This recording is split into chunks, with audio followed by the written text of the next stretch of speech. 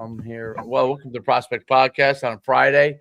Coach Shu here. I am here as always with Coach D, and we have our fantastic guest today, Coach Goff. We're excited to talk to him, dive into some D3 football here, and really dive into that whole process.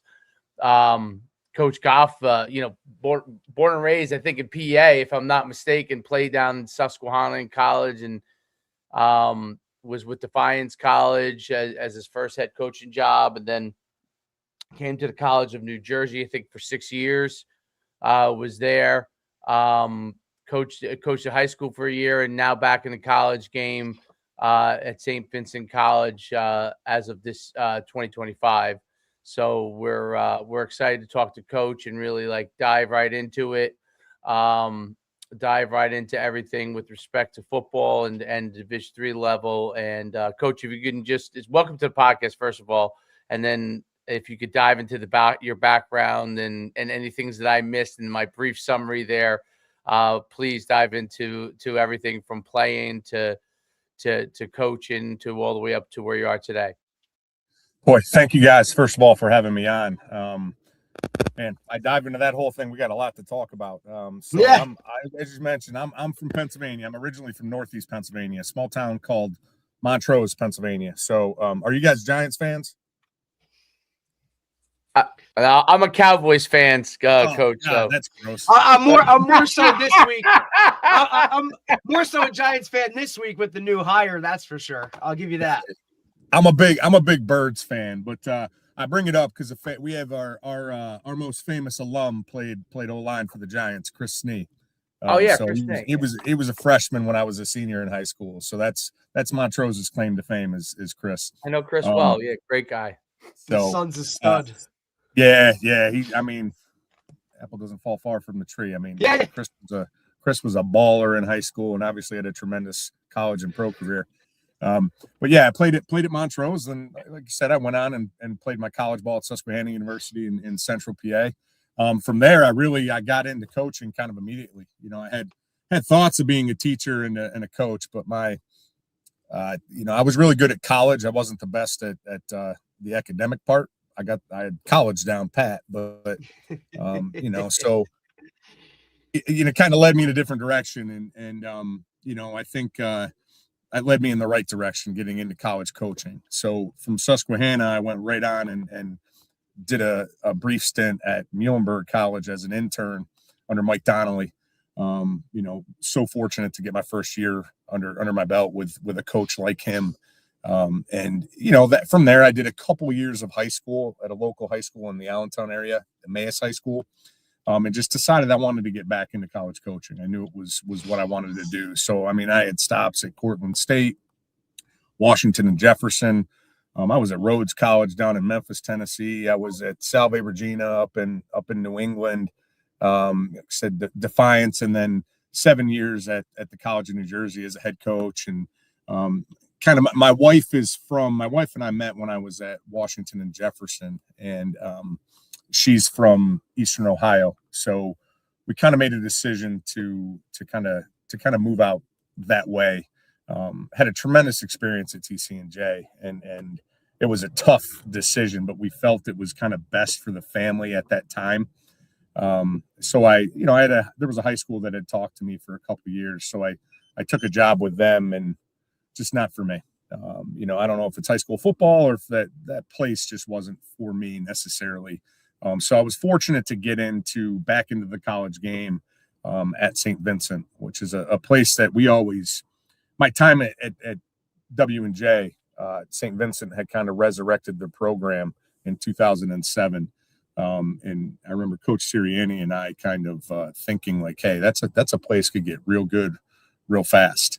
So it's fortunate. I'm fortunate to be out here and getting the opportunity to kind of build a program, which really never, it's never really taken off, I think, the way people anticipated. So we're bringing kind of a new way to do things and a new approach. And, it was a tough year from a wins and losses standpoint, but I think we did a really good job of kind of setting the tone in terms of the culture last season. And we're doing a really good job on the recruiting trail right now. So we're excited to see what the future brings. Coach, how has the recruiting part changed for you since when you were at TCNJ to coming now to St. Vincent's? That whole evolution has probably been pretty great, especially since you started as a head coach in just a short time period. Everything's really changed tremendously. What are some of the things that you've changed and you had to change up from a recruiting standpoint? Well, we have TC&J is, you're really specific in terms of who you're targeting from an academic 100%. perspective. And it's not like St. Vincent is a bad school academically. I mean, we're actually, our profile is continuing to increase. I mean, the average GPA of our accepted students school wide right now at St. Vincent is a 3.9 GPA.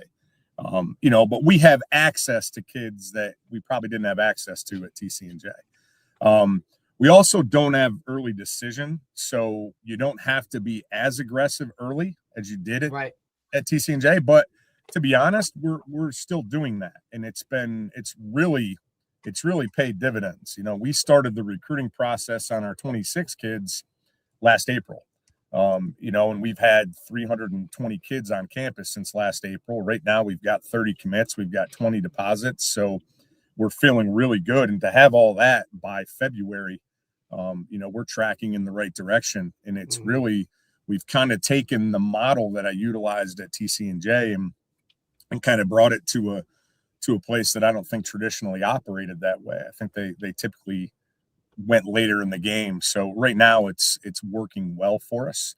And you obviously you get different, at different times, you'll get a new batch of kids that you're obviously going to have access to because of the multiple signing days, because of the portal. And realistically, the portal, I think, has helped a lot of us at the Division III level. I think we're accessing kids that we traditionally haven't been able to. So where a lot of people are out there complaining about it, like we're kind of like, well, hey, we occasionally lose a kid. Like we lost our tailback. He went from the PAC to the Sun Belt. So he's going to Louisiana Monroe. So for him to get an opportunity to go from Division III to FBS football is huge. He's the real deal.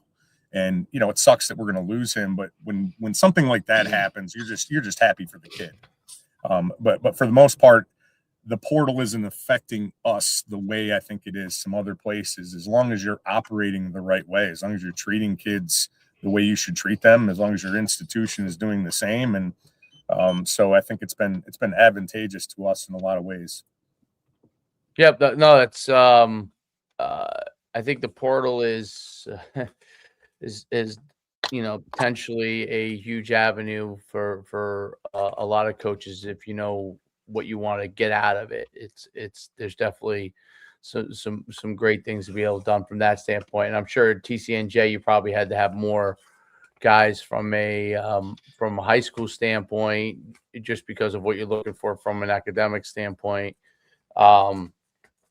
Because it's hard to get the transfers at the same academic level always. But it's really interesting because you built up at TCNJ and you were kind of like really like I think you had at that time you had the best record that they'd had for a long time. In your last year, I think it might have been.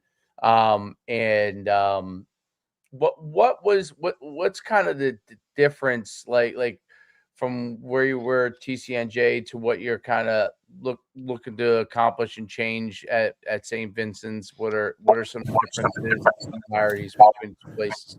Really, I mean, it's almost an identical situation. Obviously, St. Vincent's a smaller institution than TCNJ, so we're a small liberal arts institution, small private. We've got 1,400 students compared to, at TCNJ, we had close to 7,000. But at TCNJ, after our first year, we had 75 kids in the program. So we had to build that roster, so a big part was kind of rebuilding the roster.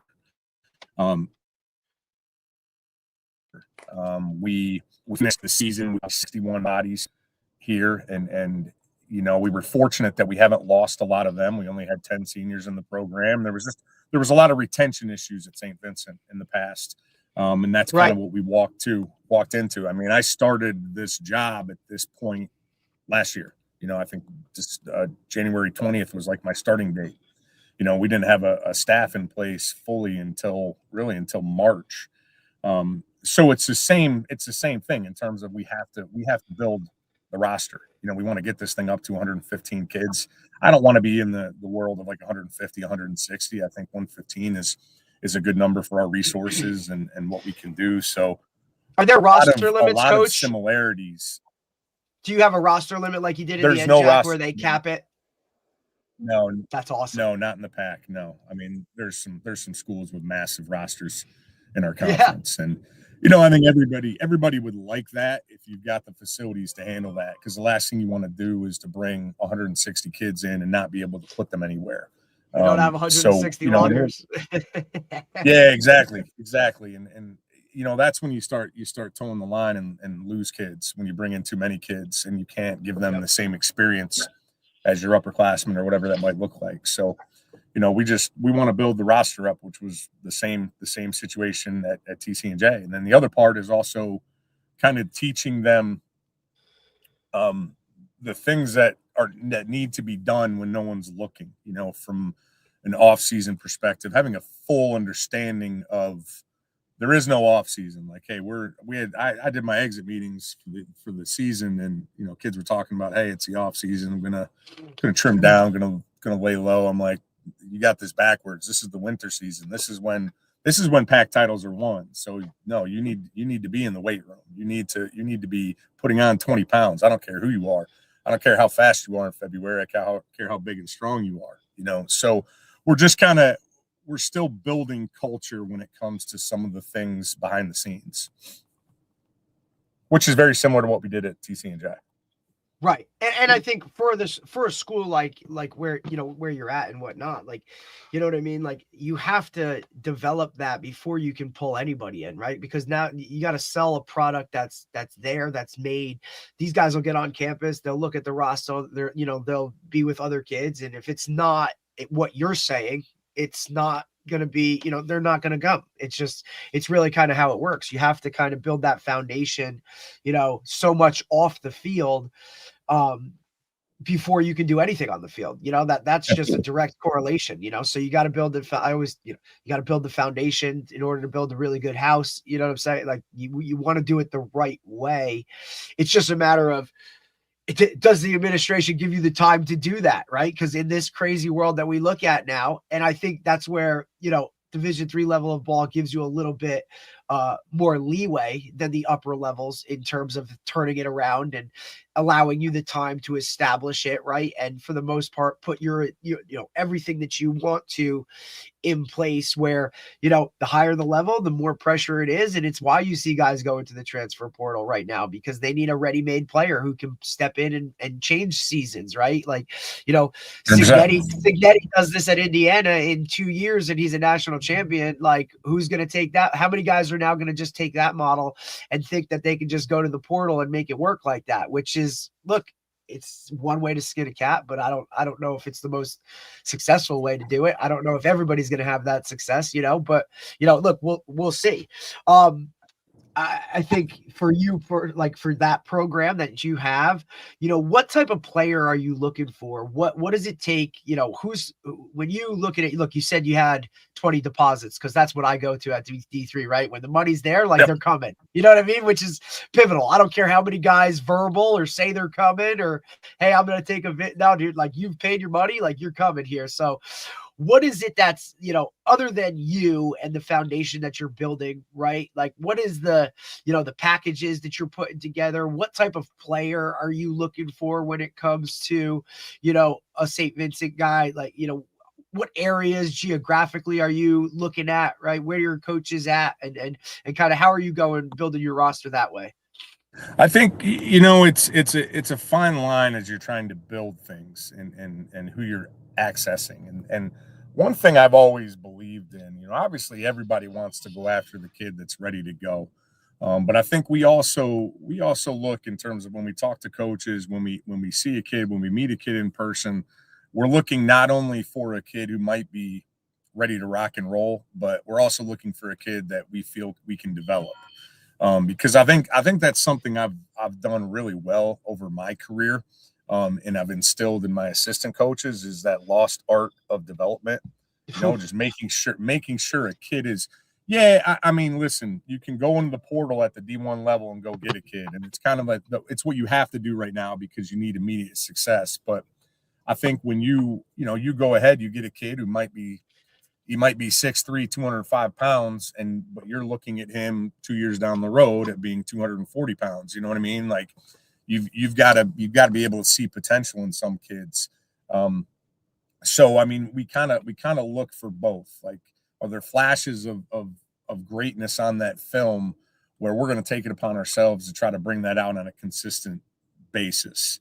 And I think that's part of what we look for outside of just obviously you're looking for a kid who can just straight ball, and we're looking for the best possible football players. Obviously everybody needs O lineman, D lineman. That's our huge need, but we're not, we get close to the numbers in terms of what we might want to bring in. If all of a sudden we got a kid who's just a tremendous all around football player, then we're going to want to go after that kid, and we're fortunate. I think we've got really competitive packaging that we've seen so far.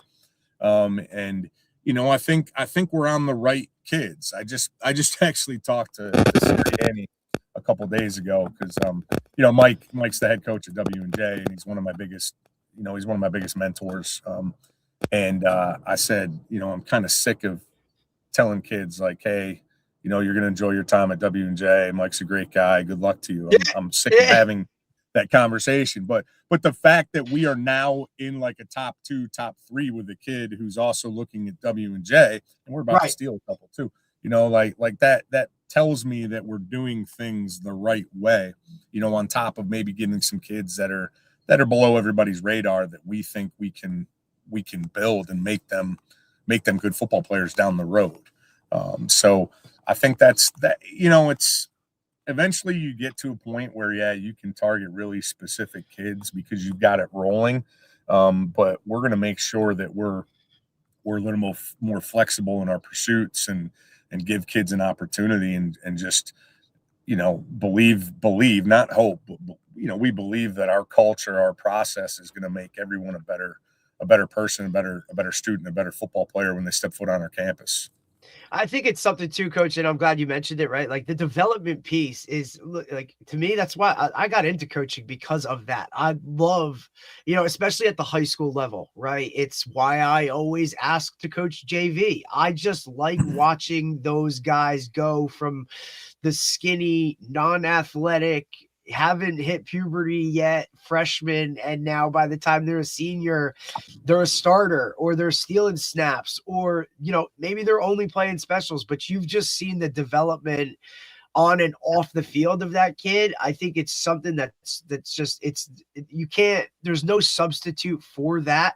That's the part of coaching that I love, that I feel a lot of, and I hate to be the older head in the room and all that kind of stuff, but some of these younger coaches that just want to jump in and call plays and be a coordinator and do all the, look, that's great. You can run a 10-minute individual period based off of what you picked up off of YouTube, buddy. But like the development side of the athlete themselves is really what it is.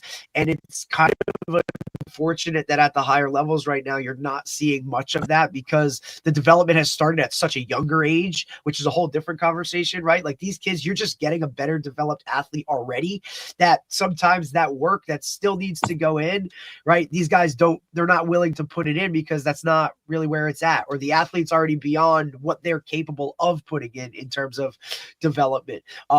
But it's why I also love the Division III level, is because you do get a developmental guy. And look, if you do really well here, buddy, and you're the, conference player of the year and you start all over and you do really well, you have the opportunity now to go up. And if you do it the right way, I'll support you in that. And we've talked to a bunch of D3 guys, lower level guys, that they're in favor of that. because you're still getting a high-level player for 2 years with a hell of a chip on his shoulder that's going to do everything you say. And if you're going to be in support of him making that jump, well, now your program looks good too. Like, hey, I'm producing guys that are going other places, right? And at the same time, you're getting wins and you're, developing whatever. I think that's it's a different angle to the way that college football is at the Division II, III, NAIA level now, where guys are going up.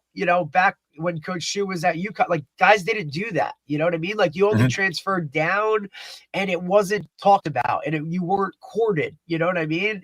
We see Division III guys, like you said, you have a guy that's going up to an FBS level. Like, that's really where we're at now. The coaches that have been embracing that, like, they're sitting in a different, they're in a different pool of the other guys that, just want to kind of like, well, that aren't in support of it, I guess you could say. So it's a really cool thing.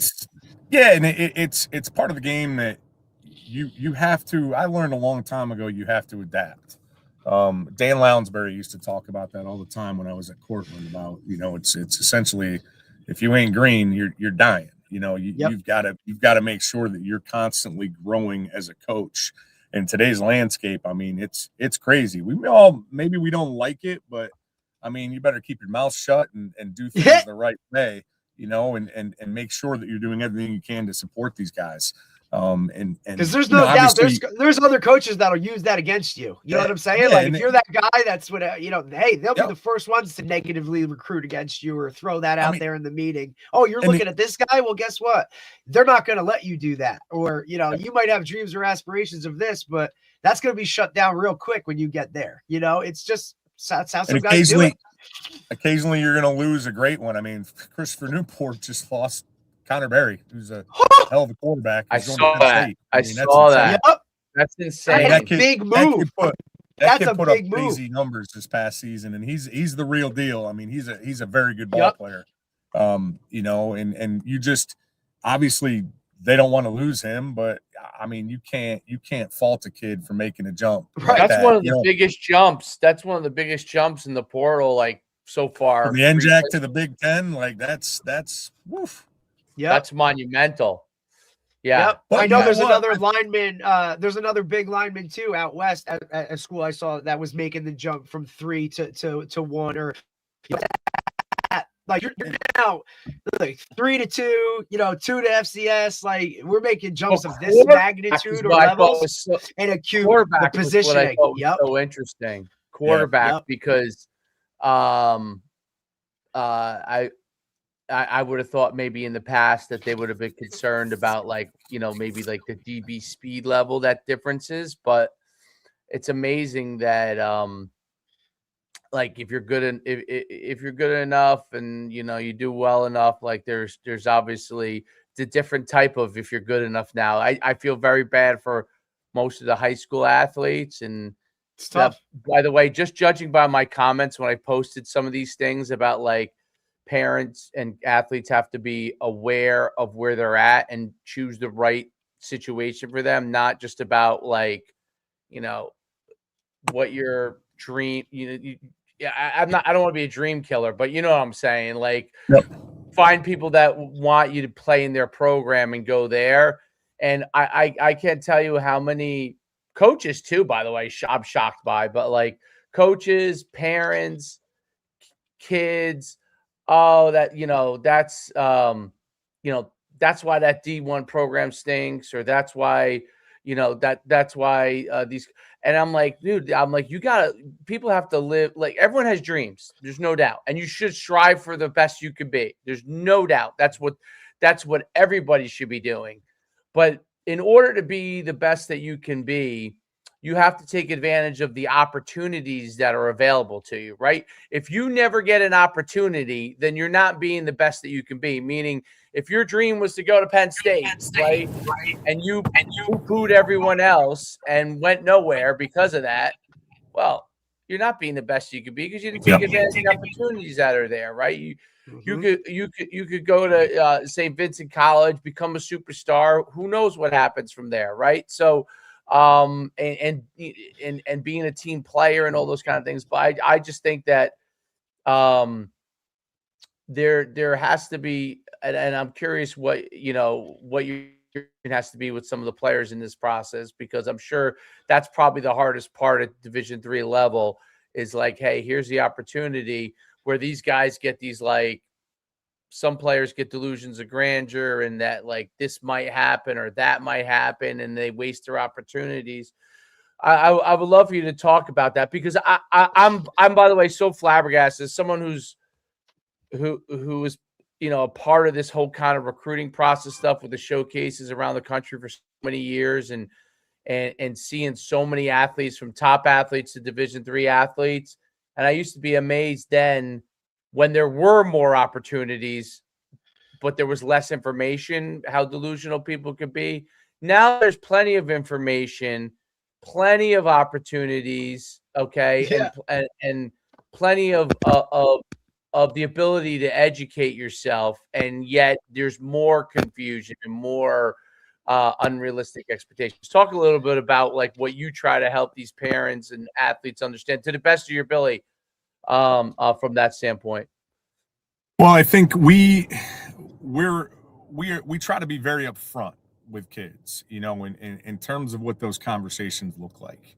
And I'm crystal clear with our guys that, like, hey, if you come to me and talk about portal, we're going to have an honest conversation about what that looks like. And then we're going to have an honest conversation about what your goals are, what you're looking to do. If you're just disgruntled and you're looking at other Division III schools, odds are I'm probably going to pull you off the roster, and you and I are going to have a conversation come August, because that's a different deal. Yep. That's when you start getting into the whole idea of, hey, do I want to put the work in to catch who I need to? Am I doing the things that I'm supposed to do? Now, if there's other things that are leading into that, like, hey, this isn't the major that I thought, this is what would I, so we get in depth with those conversations. It's not like I instantly alienate a kid, but I like to have good dialogue about that. Right. But if you're a kid that that might be a really hard conversation.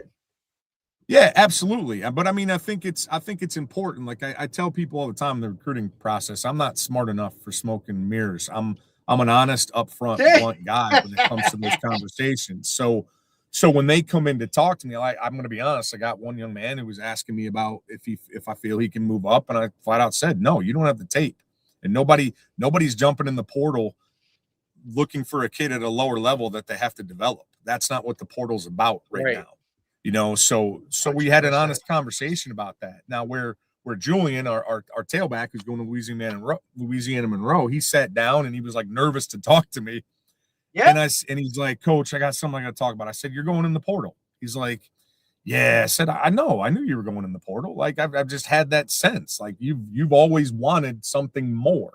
You've wanted that opportunity at a higher level. So now we'll get on the phone. We'll talk to who we need to talk to, but just be smart about your opportunities. Make sure you're taking it. So we tried to help as much as we could through that process. Now that process, I mean, you got agents involved, you got all kinds of crazy stuff going on that I mean, hey, it gets to a point where I'm hands off. I called a couple coaches, did what I could do, and now it's go do your thing. But because it's a whole new avenue with the NIL added in, but I just think what's important, as always with everything, is just be honest and upfront in terms of your conversations with kids. Now, occasionally a kid's gonna get pissed. It is what it is. I mean, you're trying to help these kids become adults, and then that's where parents can become a problem, because even at the higher level, you've got some. I don't know what it is, but you've got some parents that just feel they need to protect Timmy, in every aspect of everything he does, and not let him grow and have real conversations. So, we're fortunate we don't deal with that a whole lot, but you would be shocked. People always talk about, hey, you're a college coach, you don't have to deal with parents. You're like, not anymore. That's not the way of the world now. Absolutely not. You do. Look, even from my time at Division III, like, it is totally different. A lot of my coaches, crazy. Like the amount, like Derek, you'd be shocked in how much communication I have with parents now at the college level. It's unlike anything I've ever seen, whereas that was never the case. Like, you dealt with it on your own. Parents literally sat in the stands, and that was the end of it. And you know what? That ain't it anymore. Like, college ball is different. they probably get mad at me because, again, I won't have conversations when it comes to playing time. Like, I won't talk to them about it. We're obviously there to be supportive if there's other things going on in their kids' lives. But a big part of this is trying to help them grow up a little bit. But when you start talking the amount of money that's involved too, like, I think a lot of parents are even more eager to get into that process. Absolutely. But I think you just got to be honest and upfront, and you've got to have a set structure, in my opinion, on how you're going to handle all of this. And Right. as Derek, as you kind of mentioned, like, if you're a head coach and you aren't willing to help a kid try to get to a higher level, I mean, ultimately you're hurting your program, because then that next borderline kid that's thinking about you, and he's kind of ticked at the way things are going in the recruiting process, like, he's not even going to consider you if he knows that you're a coach that if he walks into your office and you're just going to rip him for joining the portal, it is what it is. But I think also, this is where D3 coaches don't get enough credit too, is I think we're at the heart of developing a lot of these kids too. Yes. And, I think it's almost like, and it's not, I'm not knocking Division I coaches, because they're in a tough situation right now in terms of how complex they can get with their systems, how much they can really implement. Because, I mean, God, if you're going to have a quarterback for 1 year, how much can you actually do? Right. How do you even get to know the kid, like, on a different level? Like, you don't even get 4 seasons with it. You know what I mean? Like, you don't even get a year cycle. Listen, outside of their paychecks, I don't envy coaches at that level. Right their now, paychecks aren't bad. Right. But it's why you see a lot of college guys. Oh, hell yeah. Hey, what's the best job? A fired college coach? Like, kids can just sit, you know what I mean? Like, some of these guys sound fired Division I college coach. That's because I mean, you look at a lot of. Trust me, I'm not. No. I'm not leaning on a $46 million buyout if I'm exactly right. But I mean, look, that's why you see a lot of, like, those college assistants really kind of pushing to get into the league, where there's just a lot more structure and they kind of know their guys, and you're not so focused on recruiting your room every day, and you never, like, all of a sudden, the third string center wants $1 million when he doesn't even have a snap under his belt yet. Or, I've seen guys go through it firsthand of, like, recruiting their room every single day, and guys that haven't even showed up yet asking for this or that, or you're in a way it's why you see, like, Nick Saban getting out of it, Mac Brown, you know what I mean? You see even Jeff Hatley, who left Boston College to kind of go to the pro ranks, and now he's going to be a head coach. Like, these guys, it's college football at that level is in terms of coaching is really hard. Like, it's so much off the field stuff that, what am I actually coaching? Like, look at Chip Kelly, who went back to being a coordinator just to get more into the game, like, to be more X's and O's, right? Because all the other stuff and the fluff and all the stuff that goes into building a program, it's a lot more off the field than guys see. It's tough. Wild. And I mean, look at Arch Manning. Arch Manning could have retired from football before he took a snap. Right. Carson Beck, realistically, dude, you can retire. He hasn't got a class in 2 years. What are we talking about? And his girlfriends look a lot better than, no offense to my wife, but I mean, like, come on, buddy.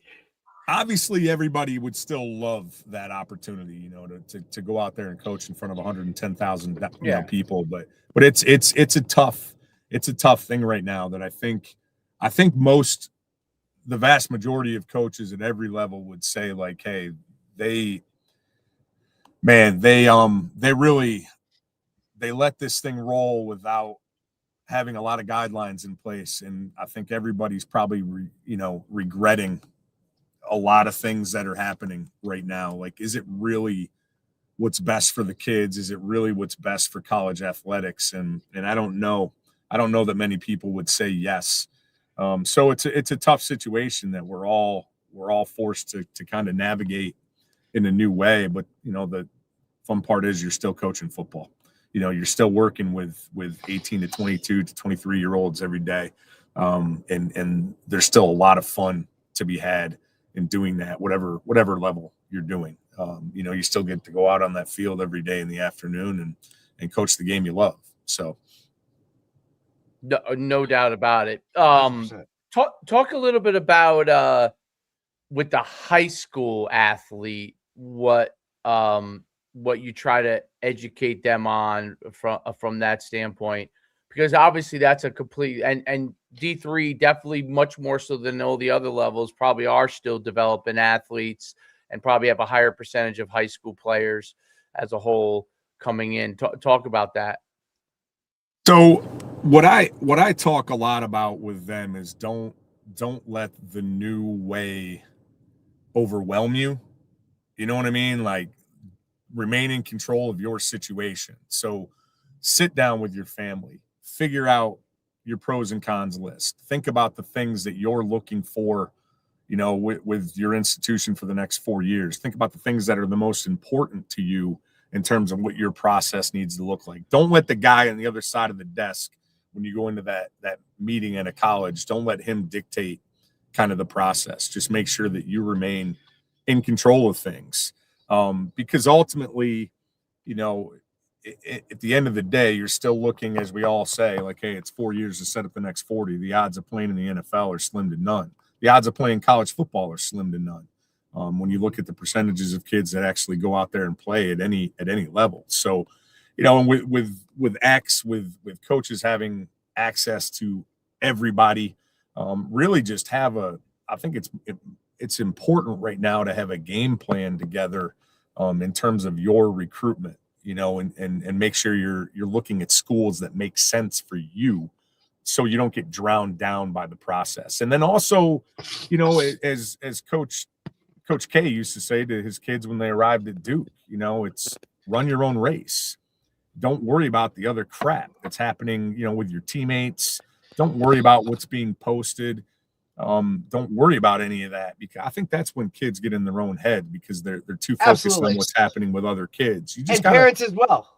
Yeah. Oh, absolutely. Because my son dominated that kid, like, why is he getting a look and I'm not? Many benefits that social media has brought in us, it's also brought that many negatives in terms of, look, like, the only things we're seeing on social media are the smallest percentage of success of what's happening at the Power 5, 4, whatever you want. You know what I mean? Like, you're seeing all of these things that happen the least, and a lower level, guy that's and for parents that don't know any better, or are not willing, like, Dave alluded to it earlier about, like, not willing to do that extra research to go find all that extra stuff. Like, if you're not in it, like Dave and I are, like, on a daily basis, because it's what we do for a living, right? And it's why I think, as it's a benefit to me being a high school coach, where I can tell these guys firsthand kind of how things have changed in the recruiting world, or what the trends are right now, or that just be plugged in on that level to help them understand. But still, at the end of the day, it is a comparison game where mommy's sitting in the stands and little Jimmy's going to this trainer over here every other day of the week. And, oh, well, if little Jimmy's doing that, then Billy's got to do that. And, like, it's just, everybody wants to compare and contrast, but the run your own race thing is one of the biggest things I try to stress to my guys and everybody in general, of, like, every program is different. Every coach goes about it different. You go to a camp and the guy that thinks you're a freaking quote unquote 5-star, like, you might be a 2-star to somebody else, dude, because that's just what it is. And then look, even Nick Saban's like, well, these guys giving out stars don't know shit. Like, it's just some guy that's like, hey, whatever, everybody can give a star. Nobody asked, hey, where'd your stars come from? Like, it's how much did you pay for those stars? 100%, right? And that's the other, there's a monetary part to this. Like, because what if mom and dad can't pay? Or what if it is just mom or just dad? Or what if it's grandma and, they can't pay for all of these other camps or things or that or whatever. So now the kid doesn't get as much exposure. And, like you said, it's why coaches that do their homework and look at the full picture of it, it's a different world for them, but at the same time, you have people that just want to play the compare and contrast game and do whatever social media tells them to do. And, this coach messaged me. Well, what does that mean, dude? Like, to some parents, that means the kid's got a scholarship offer, and that could be the furthest thing from the truth. It's just that type of game of where if you're not plugged in and you're not, on it. It's why the transparency aspect and the communication is the biggest piece to the puzzle. Like, go to a guy who wants you, and he eludes that when in your conversations, and when you message him, he answers you. There's not a, you know what I mean? Like, it's just all of that of in terms of, when you're making that choice for the next level, like, go where you're wanted, go where you can personally grow and do all of the things that check your box. Don't compare it to the guy that, is at the school across town and he's got, 30 offers. You can only go to one place. You might be able to go to one place every 4 years, but it's one school for the most part. So pick the one that wants you. And I don't think guys understand that, or they just get so wrapped up in all of the glam and what football can do for them. You know what I mean? Not the game itself. They love all that other kind of stuff. And look, that next level is different. You get humbled real quick, Yep. And the other part of that, I think that I try to echo to Division III recruits is also go to the place that makes sense for you. So it's not even just, coaches are going to come and go, especially part of my responsibility is to help my assistants become head coaches, to help my positions assistants become coordinators. So you also want to go to that place that you got to think about your career. So especially if you're paying for your education, if you want engineering, you probably should go to a school that has engineering, and just make sure if you want a small school, you better be looking at small schools, all that type of stuff. And you got, hey, do you want to go to a cold school? Do you want to go to a warm school? Like, do you want to go to a small place like St. Vincent, or you want to go to a Penn State? Like, like those things factor. It's why I still stress, man, you guys got to take visits. You got to get boots on the ground. You got to go and actually see campus, because for as much as your time is spent in football itself, like, you still have to be around other students. You still have to be on campus. You're going to have to be there when there isn't a game that week, like in the off season. And what are you going to do? Are you used to a big school? Do you lay in a small school? Like, what's going to put you in the best place? Maybe you struggle academically, but this place is gonna study hall you and tutor and have guys that are hands-on when it comes to that, and they're gonna help you pick your classes where you're not doing your own.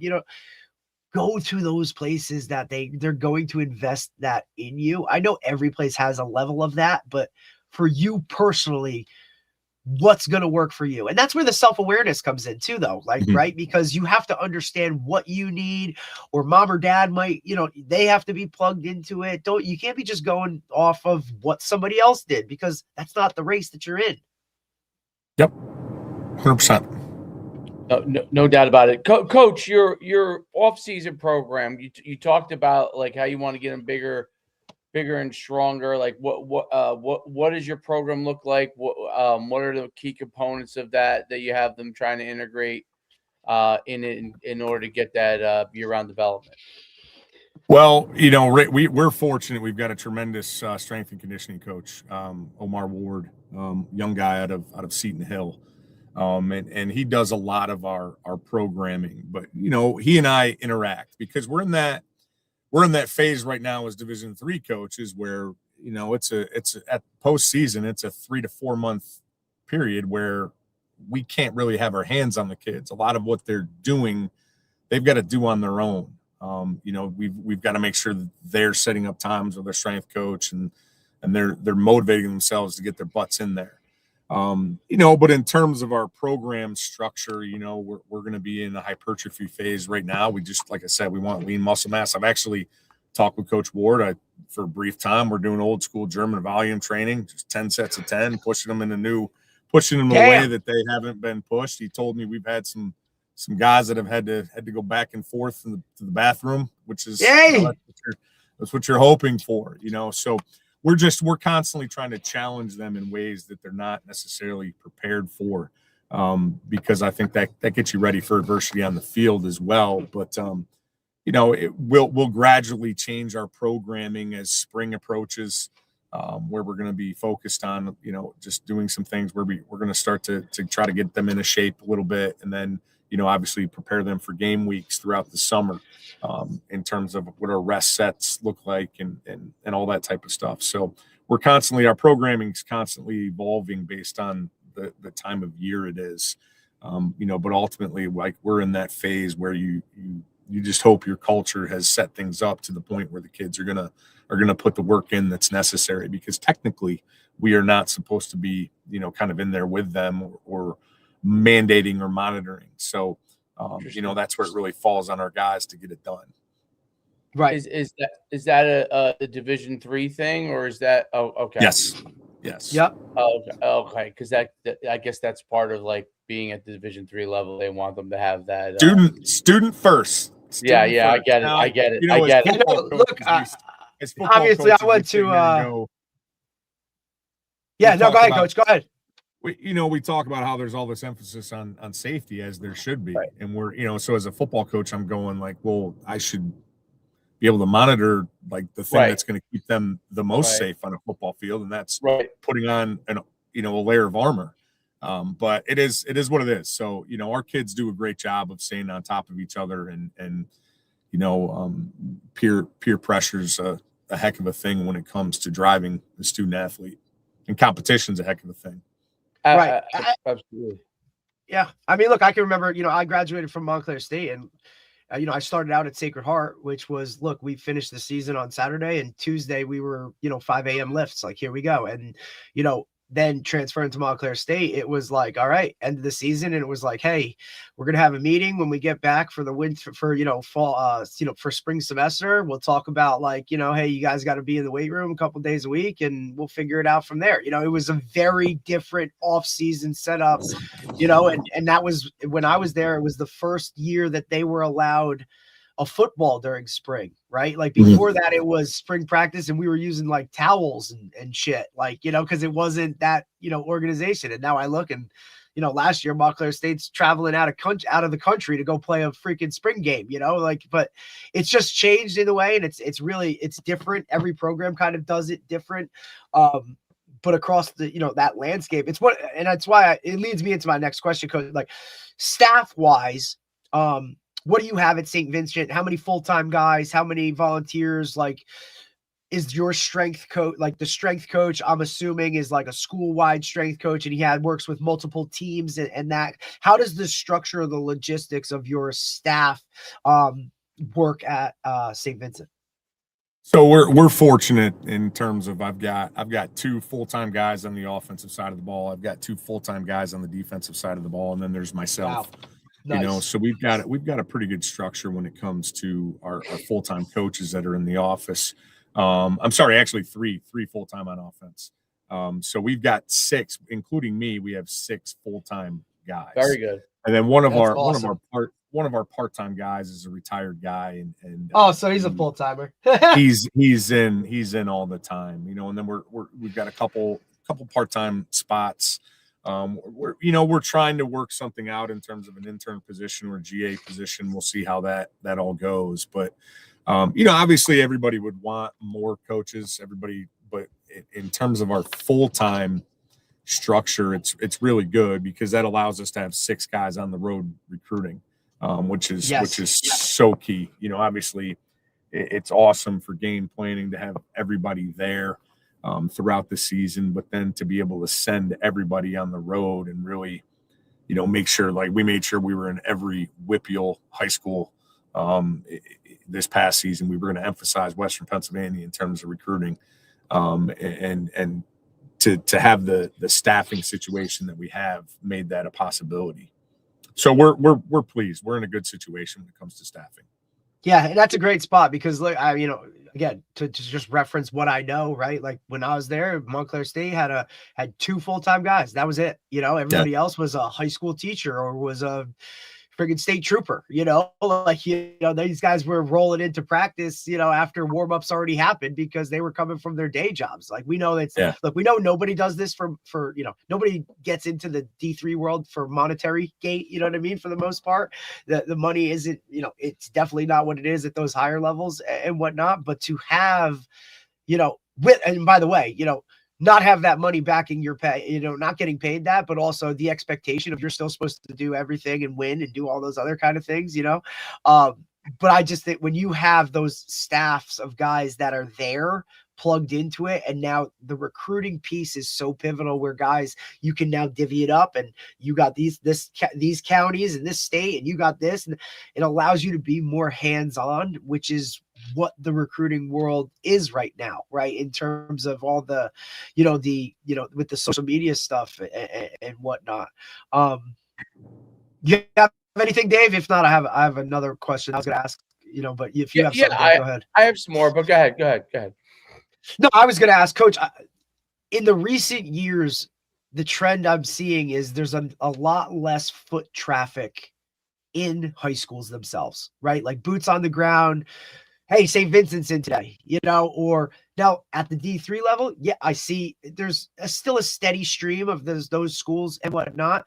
But at the higher levels, unless you really have a guy, like they're not coming through, or unless they have a relationship with our head coach who does have those, higher level relationships. But the foot traffic within buildings themselves. Do you still get out on the road and go and see guys and sit in offices and high schools and all that? Are you still doing all of that? Oh, absolutely. Yeah. Like I said, we started last April. We stepped foot in every school that's in the WPIAL conference. Like we were in all of them. We're in all the Pittsburgh city schools. We get up to Erie. We make sure we were in schools in Maryland. We were in schools in West Virginia, in Ohio. We were in schools in Buffalo, so yeah, we make absolute certain that we are still going in, pulling kids out of class and having those conversations with them. Like we'll probably, within the next couple months, we'll probably head out again to kind of revisit some kids that are looking to make decisions. And then come April, we're going to go right back out and start it all over again.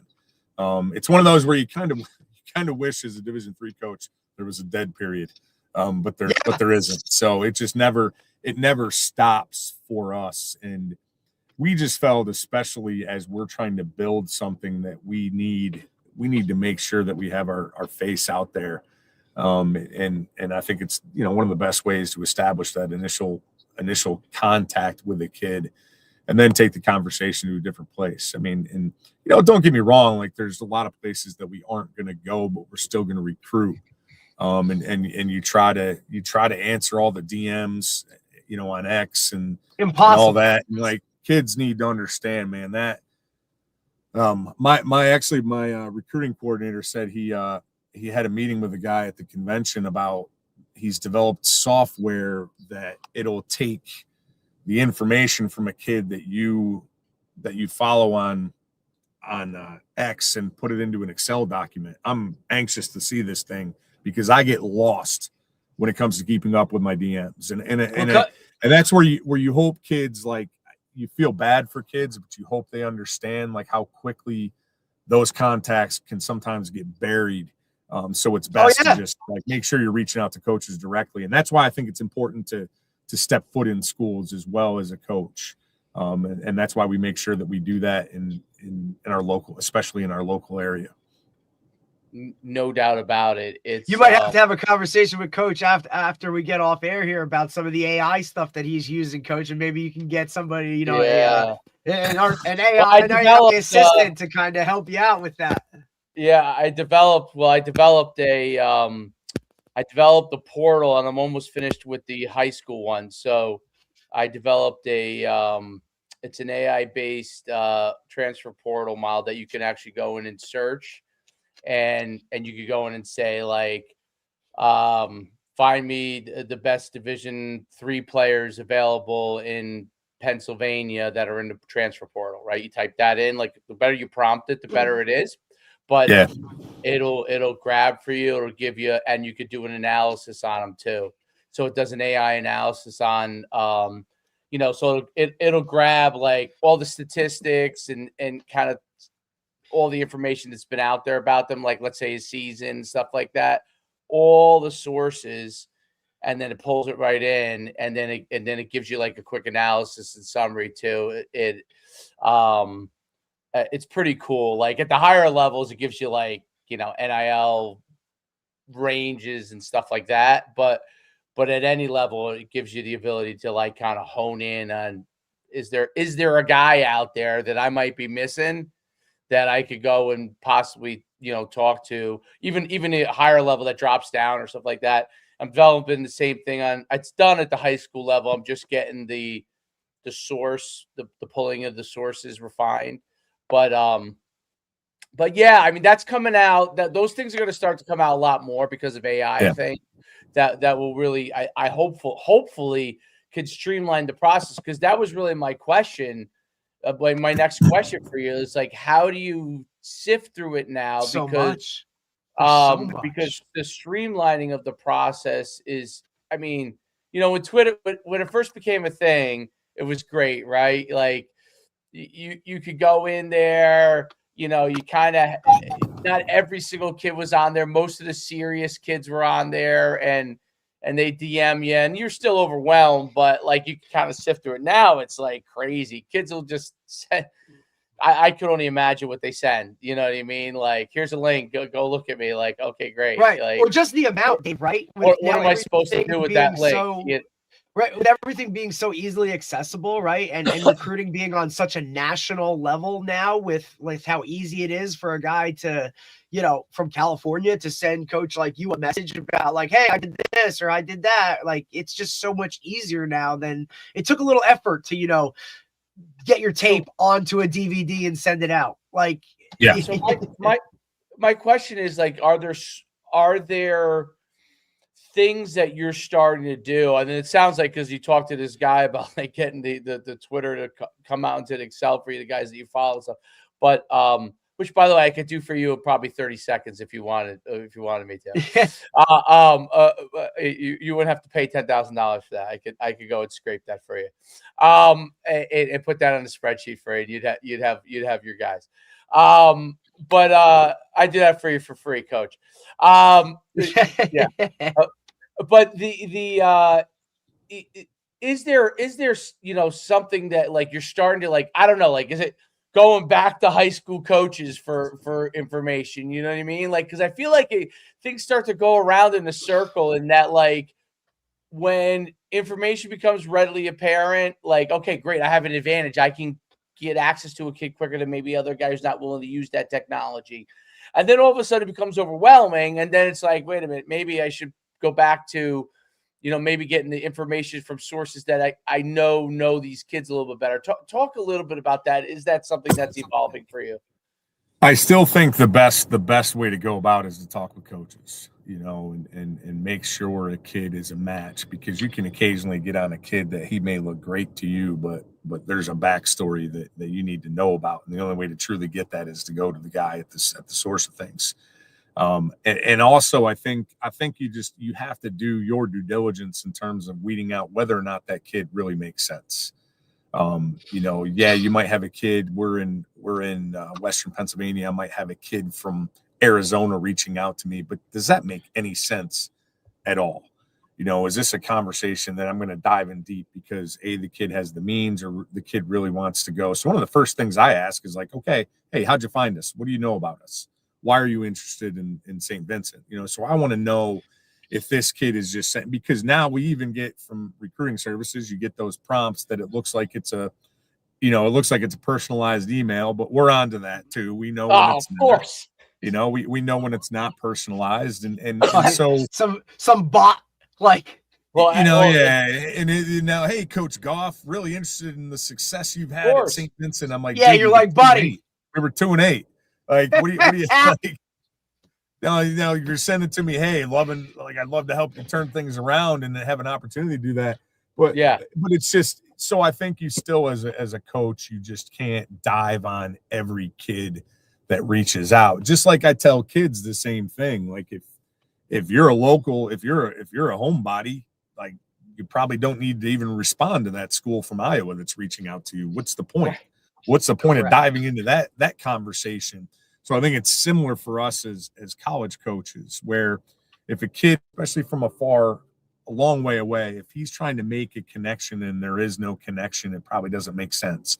Now you dive in, you reach out to that kid and you ask those questions, and all of a sudden he's like, yeah, family grew up in Western PA. Like, my grandparents still live in McKeesport, like whatever that might be. Like, you can then, all right, this might make sense to kind of establish something and start this conversation. But I think we still, as college coaches, you have to be conscientious, and you want to be efficient with how you do things. So sometimes it's a matter of just realizing, like, all right, this isn't a road I can go down, and you have to do your own due diligence to get to that point.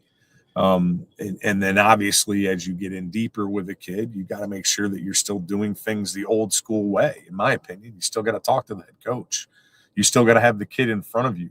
What's wild to me is these places that'll they'll bring a kid in for camp, and the kid never visited campus. It's wild. That blows my mind. And that's where the whole offer stuff comes into play. Like, I know everybody does it now, and some places that offer means more. So because some play, you're in, Jack, you're talking about a roster restriction. So it's a different animal.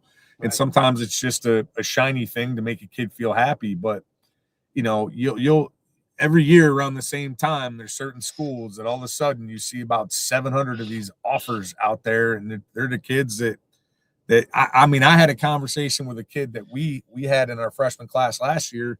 He said he got 2 offers on 2 separate occasions from the same school, and he never had a conversation with a coach. It just wasn't, generated to go to the emails. And yeah. So we avoid that game. Names on a list, so that means he's going to get an invite. Look, Coach Schumann and I still get offers, Coach. Because we're on. It's hilarious. Like, Dave will always send me a message. I get invited to campus. I got another invite. I haven't got an offer in a long time. I think they cleaned that up, but I still got to invite the campus every once in a while. That's because you keep using that young picture of yourself on all of your promotions, man. That's why. Like, people don't know. Are you telling me I'm not young, Coach? Come on now. My barber, every time I get everything shaved off, tells me I look 10 years younger. When he lets it go for a little while, buddy, I'm telling you, it's kind of funny the things that he gets. But look, even Coach Schu's, like, his inbox is constantly like, by kids, parents, like, hey, Coach, some guys have no idea that, like, we aren't even college coaches. Like, we get these things thinking, like, hey, Coach, I'd love to visit your campus. It's like, I'm buddy, like, what are you talking about? Like, I would love to start. I have a workout center in my garage. You guys aren't starting Bishop Sycamore and New Jersey version there. I think it's all a matter of like what kind of game you want to get into, and we don't want to get into a game. Like, we don't, I don't want to play the game as a coach. I think there's too much at stake for the kids, and there's too much at stake for you as a coach. So, I think we still have kind of an old school approach when it comes to a lot of that, and that's what helps us kind of sift through a lot of the excess as well. Is just, you just pass things along to your position coach, let them do evaluations, let them, you don't try to do it all yourself as a recruiting coordinator, as a head coach, and then just make sure things are making sense for everyone involved. I always talk to recruits about the fact that I think part of my job, my administration might not agree with me on this, but my job isn't always to make sure that you think that St. Vincent is the best option. I think part of my responsibility is to just help you try to make sense of it all and find the school that's the right fit for you, whether St. Vincent's that or if it isn't. I just think that's part of our job. Because ultimately, and I think that's, Coach, not to cut you off, but I think that's part of it too, is, look, it's about having hard conversations. And you know what? If this isn't the right place for you, I'm not going to try to force a fit that ultimately is only going to give me issues down the road and give you these issues as well. Because I could try and force feed this, and you may come here and now all of a sudden it's not what you wanted or what you expected. And now we're back at square one dealing with this next offseason, or a disgruntled whatever who's now going to go badmouth my program to other places or go badmouth me. And now that hurts my program. It hurts what we're trying to do here. So I think the transparency aspect of it, and look, those are really hard conversations, just like Coach Schu and I, like, we care about our players on a different level. We're going to have to tell you, if, like, most times we will tell you where you're at, right? Like, don't want to be dream killers, but buddy, you're a junior. I don't think Oregon's coming. Yeah. Yeah. I think we need to realistically Kids need reevaluate that. this. And it's really hard though, right? Because Yep. they look at it like, well, Cooper Kupp did it or Puka Nakua, like these guys did it. It's like, buddy, that's the 0.3%. Like, but social media shows you these are avenues that can happen. I want you to show me I'm wrong, prove me wrong. I hope it happens for you. But realistically, let me help you get what's going to be the best situation for you. Yeah, and we have that. We'll have that with kids, especially when it comes to like what their goals are after their 4 years. I mean, I had a kid the other day on campus, and he's into the trades. He ultimately wants to be an electrician. So he's like, I was thinking about maybe majoring in business. And I'm like, I said, listen, I'm not saying that that's wrong for you. And then I instantly pulled up Alfred State's website for him. Right. I said, hey, listen, this is a place where you can do trades and play college football. Or think about the apprentice school is going to pay you to go there. And yeah. So I think that's important rather than convincing a kid to do something that might not be the best for him, but also explain to him, because a lot of kids don't understand potential options out there. But again, some people think that that's probably nuts on my part, and you should always be trying to listen. I tried in the past, like when I was a young coach, you got an engineering kid where you're like, well, you can take math and physics with us and then transfer and right. do engineering like that. We've all played the game. Now that I'm older, we've all played the game. That's not the way I want to handle things. Right. And I just we've all been there. Yep. And I just feel as I've gotten older and I think when I had my own children, I mean, I've got a 9-year-old and a 4-year-old, but I'm already thinking about how I would want them treated and how I'm going to approach things from that end as a parent, and then be able to look into a coach's eyes and go, man, you're full of shit, dude. Right. And you're selling something. So I don't want to be that guy, understanding how I will view that guy. So there's a lot of different ways to do things. We just, I think we just try to do things the right way. And occasionally you do, occasionally you don't. You win some, you lose some, and that's just part of the job. It's part of our responsibilities. Yep. No doubt about it. Very, very well said. By the way, I looked, because I wasn't that familiar with it. I looked it up. It's really pretty campus. Yeah. Really. Yeah, we've got to be. We're one of the oldest Benedictine institutions in the world. We're one of the oldest Catholic institutions in the country. So it's a really beautiful campus. We've got a seminary, niche to the program itself. Like that. Just the fact that religion is not. I don't want to say push, but this is what it is, right? Like that right there lowers the list. We always tell guys, when you're going to like say these mega camps or any of this other kind of stuff, like understand that guys that are there recruiting you, they're looking for a reason to cross you off the list, not add you onto another one. You're already there. You're on it. You know what I mean? Like, what's the reasoning that I can say, you know what, that's not for us, move on. Cause I have that many others to get through. And like you said, like where you are, location really matters. How have you seen, and not to cut you off, Coach, like I know Dave was talking about your campus, but it kind of leads into where I'm at, like facility wise, right? What have you guys done, especially at the Division III level when you're competing with certain types of things? Like, look, like TC&J, there ain't much land to go build shit at TC&J. You know what I'm saying? Like, you can't really, it is what it is. Like, I've seen Montclair State literally turn every parking lot into a building or a dorm or something to try and, not be a quote commuter school, right? And I'll always compare it to that because that's where I went and done all that kind of stuff. But like, what facility wise, how does St. Vincent stack up, or are there things in the works for you? I know that relationship with the Steelers is probably phenomenal for you guys just in general with, like the field maintenance and facility wise and that, but like, how do you see facilities play a role in whether or not guys come or they don't? And, are there things in the works for kind of what you have at St. Vincent?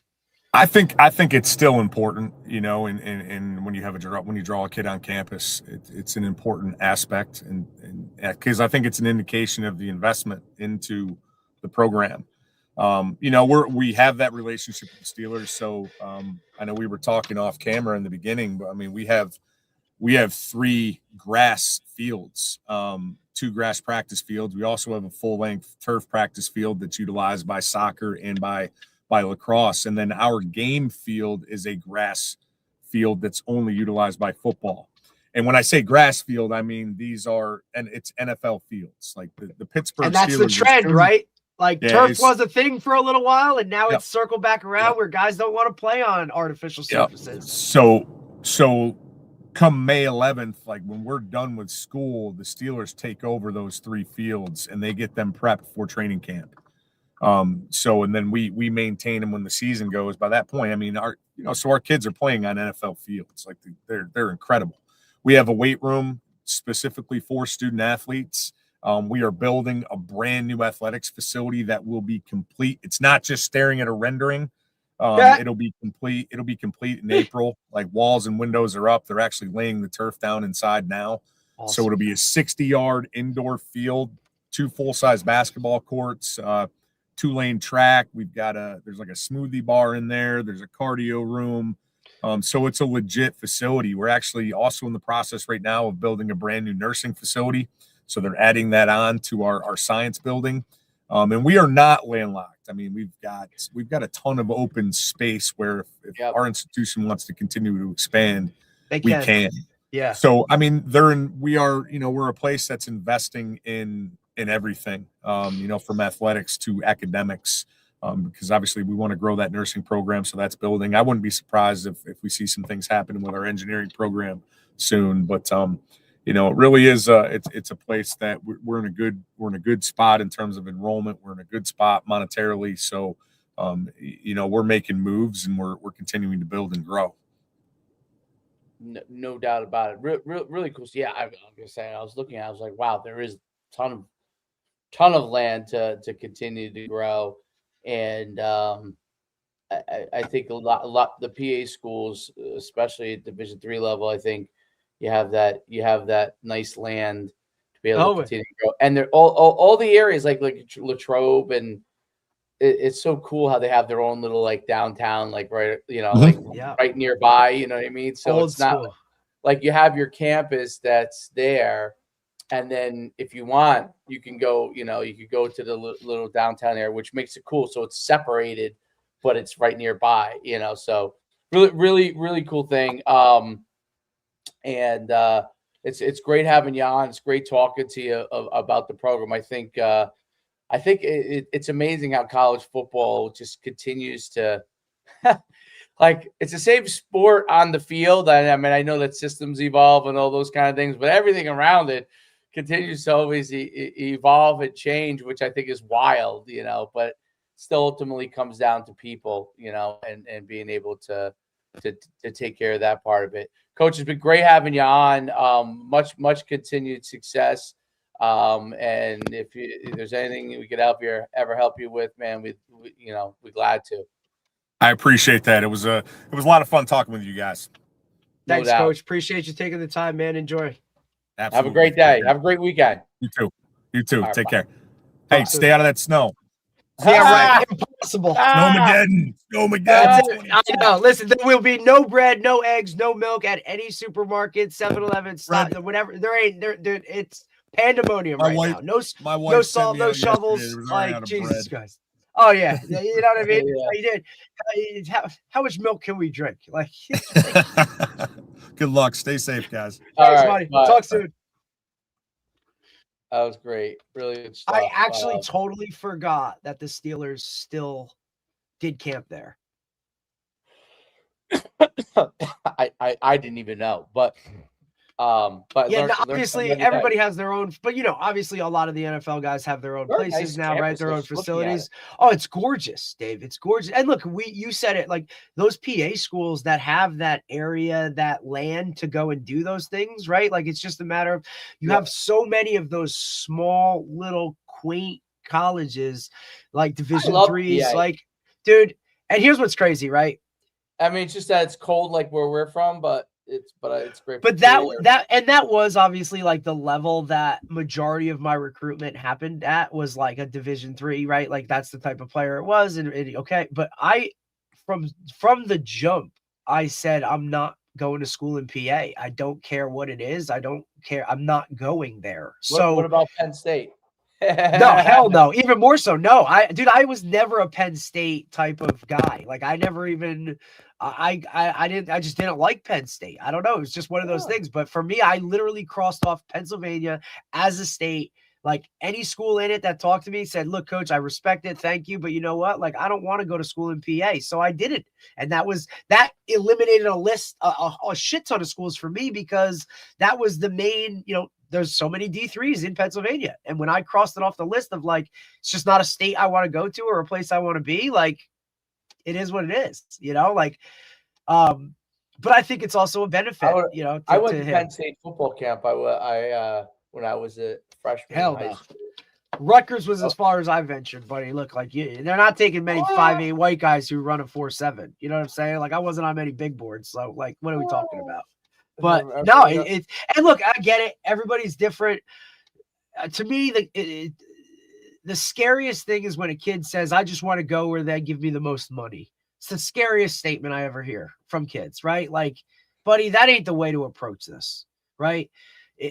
I get it. You don't want to pay for college, and that's great. I don't want you to pay for college, but it's got to be the right fit, dude. Don't just go to a school because they're going to give you this much money and you're not going to have debt or whatever. Like, it's really hard to force feed that and make it through when there's just so many factors and variables outside of going to school for free that play into what your experience is going to be there, I mean, look, for you, always going back to your recruitment too, like, I think it's like to have to say no to an Ivy League, I'm sure was incredibly tough. You know what I'm saying? But UConn was where you wanted to go. Dumb. The key word here, Derek, was I was you know what it was? You know what? I'll put it like this. And not that you would change it now, right? Like if you could go back, I'm sure you would have done something different, or maybe you went to a different place. But I mean, it worked out for me in life, so I there's nothing like I wouldn't be on this journey if I didn't take this journey. But and you don't know what you don't know. But I could only advise the next person, and so I would say for my life situation at the time, the way I viewed it was we didn't have my parents were divorced. My mother was on welfare. Okay. So my father was obviously a teacher. So it wasn't like we were completely broke, but we kind of were because my mother was getting money from my father and she wasn't working. So it's not her fault, but like that changed my viewpoint as far as what I wanted as far as college. I did not want to go to school and have to worry about money. That was my biggest thing. So for me, you talk about you don't know what you don't know. I didn't even know that was part of this. You know what I mean? Like I didn't know numbers of how much colleges cost. Only reason I knew because the Ivy League, so I would get the FAFSA stuff. But I was, but when the scholarships, it was zero money. And I was because I was poor. I would get Pell Grants. Oh, I would get all kinds of additional monies. So I got money on top. Those Pell Grants came in, man. Guys thought they were rich. You damn right. So I mean, hey man, Pell Grants come in this week. Like, wait till you see this outfit I'm gonna have for Friday night. I'd be like, buddy, what the fuck are we talking about? Well, I got Pell Grant, shoe money. So that's shoe. We call it shoe money. It was a clothing allowance. Yeah, I think it was $500. I think it was. But back in the day, $500 to a college kid. Dude, we would sprint right to whatever it was back then. I don't remember what it was. Yeah, Modell's Sports Authority. It was Modell's. We would sprint. I would hop in the car. I was in the sprint. I get all my stuff. You have to give receipts. You'd have to give receipts back. Yep. And then because they wanted to make sure you weren't like, dude. But I knew dudes that took stuff, bought it, sold it. Yep. So sold it and made money. So like they would get like fresh kicks, like from like Jordans or whatever, and you get those, and they already had Jordans, right? Let's say, and they would go sell them for cheaper than what they were in the store, and then they would make like 100. So guys were smart, but I didn't do that. Like yet they couldn't pass fucking math. I was too much of a goody two shoes. Yeah, I was too much of a goody two shoes. I got the Pell Grant. I got the and I was like, man, it just used to be funny, man. Those guys would get like those things and you'd see them like, and I'll tell you what, like, so that's where, you know, like I was in a weird spot because my father was a cop, right? Made good, solid money. Mom was a dental assistant, made good, solid money. So I was like in that middle of the road, blue collar, not like, dude, like the most eye-opening experience for not only me, but my parents as well was I took a visit to St. Peter's in Jersey City when they had a program, right? And the guy that was there had just come from like Hofstra, and he literally, God's honest truth, dead serious in a conversation with my parents, said, "Have you guys ever thought about getting divorced?" And my mom looked at my dad like, "What the fuck are we talking about?" And he's like, "Look, like, if you're divorced, I can get Derek basically in here for free, right? Like, based off his grades, your situation, all that shit." And my mom was like, I couldn't even tell you. We got in the car and she looked at my dad and was like, "Could you believe what he said?" And my dad was like, "Well, it makes sense." Like, it was the funniest conversation, but also so eye-opening in that, like, that was, because we do too good. We don't do great in terms of we can just pay for it because we have that much money, but we're not poor where we don't have, you know what I mean? We're not going to get given that. Goes off of one parent, not if you're divorced, it goes off of the quote unquote custodial parent, right? So yes, so it would go off of my mother's income, which was like you said she was on welfare for some like shit. Zero. So which was but even said that back then. Now some places were different because I'm thinking back, because at Princeton, even with all that, I still had to pay money. But I can't remember. But I can't remember. It's so long ago. The exact and you had every Ivy League? I could have went to the only Ivy League. I'm trying to think if there was an Ivy League that didn't recruit me. Did you like one more than the other? Harvard came in. I mean, this is exactly how my recruiting went.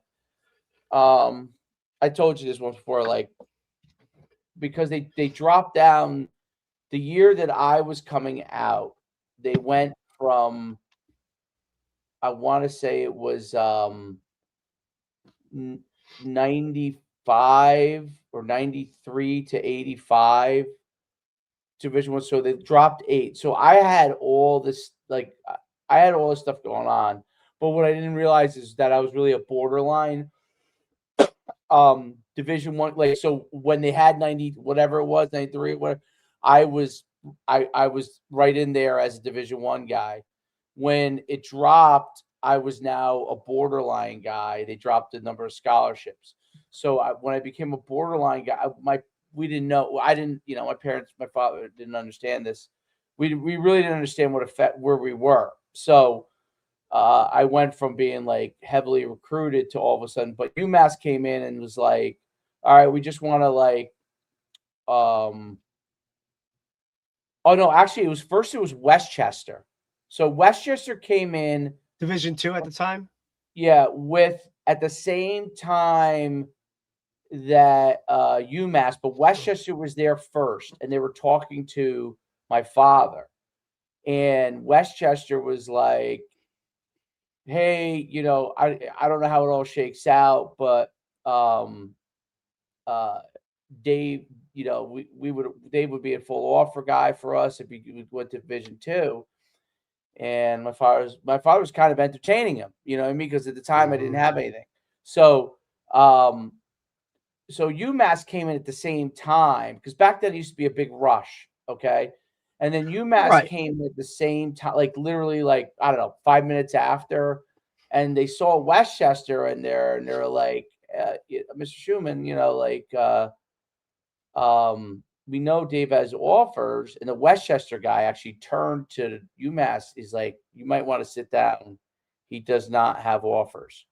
So, because he just kind of poked his head. You know how they all would stop in, hey, we know he's going, and Jim Reed, I don't know if it was Jim. No, it was another guy. Jim Berry was his name. Jim Berry sat down and was like, what? He's like, well, he's offered. And then the Westchester's like, guys, like, well, that's the end for me. He was like, that's basically the end for me. But he was like, the Westchester guy was a good guy. Like, he said, hey, come in here. Like, he doesn't have anything yet. So that was the beginning of the process. All the Ivies were already recruiting me. But like the Holy Crosses of the world as well, like that type of Patriot League. Yeah, not everyone Patriot League, but almost Lehigh, all. Lafayette, Colgate. Could have went to any of those. And look, obviously too, like you get one of those, Harvard, and this is like how we see it. Like you get one of those within that conference, and then you get 5 others. I basically chose. When I realized that like Maryland Temple offered me, but those guys ended up getting fired, so that was kind of in flux, and I wasn't going to. Maryland, I would have considered, but it was like, yeah, definitely. I was offered, then I was unoffered. It was a weird deal. Temple, I was not considering no matter what. I did not like Temple at all. Well, I mean, listen, no offense, but Temple's really hard to like when you go and visit it. It's like Fordham. You know what I mean? Like it was like Seton Hall is like that, dude. So that was a factor for me too, Dave. Like I didn't want to go to, especially coming from a Group 1, I didn't want to go to a school with a gazillion. I would have went to. I mean, it didn't work out that way, but I would have went to a Patriot League school over going to school in the city or something like that. Like that wasn't. I didn't like the city vibe. We grew up in North Jersey. For me, like growing up in Saddlebrook, which is like, and you're even more of a city than Butler is. That's for damn sure. You know what I'm saying? Like it's in the middle of everything. Like I was tired of seeing cars all the time. Like I couldn't take it anymore. I'm good with that. Like, I mean, it was, it's funny because now my town I live in now, people, like I live right off of a main road, and I'm like, listen, I used to bike down roads like that. Like that's how the whole town of Saddlebrook was, other than where you kind of lived, but. The main road, like I would have to go down Saddle River Road. That thing was like, dodging bullets all day long. So I was like, I did not want to do that. Like sometimes literally. I did not want to do that at all. Like my little league field was on the main road, like, so for me, I didn't want to do that. But Harvard, so the reason I bring the story up is Harvard they were one of the first to come in. Harvard came in and said, we would like to know if you want to go to Harvard. And I'm so dumb, dude. Like I was so dumb. My father should not have let me in there by myself because I'd be like my thing is, would your father have known it? Like, would he have understood the situation? Yeah, he would have. I think he would have understood Harvard. Because I know for me personally, like my parents wouldn't have even got that, Dave. You know what I'm saying? Like they didn't. Even my coaches was dumbfounded that, like, I mean, listen, I visited Princeton. Like, I could have, like, to this day, Cerise always says his brother was my host. Oh yeah. You say that. That's right. Remember when we had him on? He said that. He's like, I still like you'd have been there. Yeah, you'd have been here. Like, basically, his brother didn't show me a good enough time. Is basically what he was saying. Yep. He's like, well, you should have left with a girl that night. Exactly. Thank God for Keith Elias. By the way, Keith Elias. Right. Keith Elias. I don't know if he would remember me now, but like, because I didn't go there. But his brother still coaches at his brother is an assistant coach at Toms River North. Oh, he is?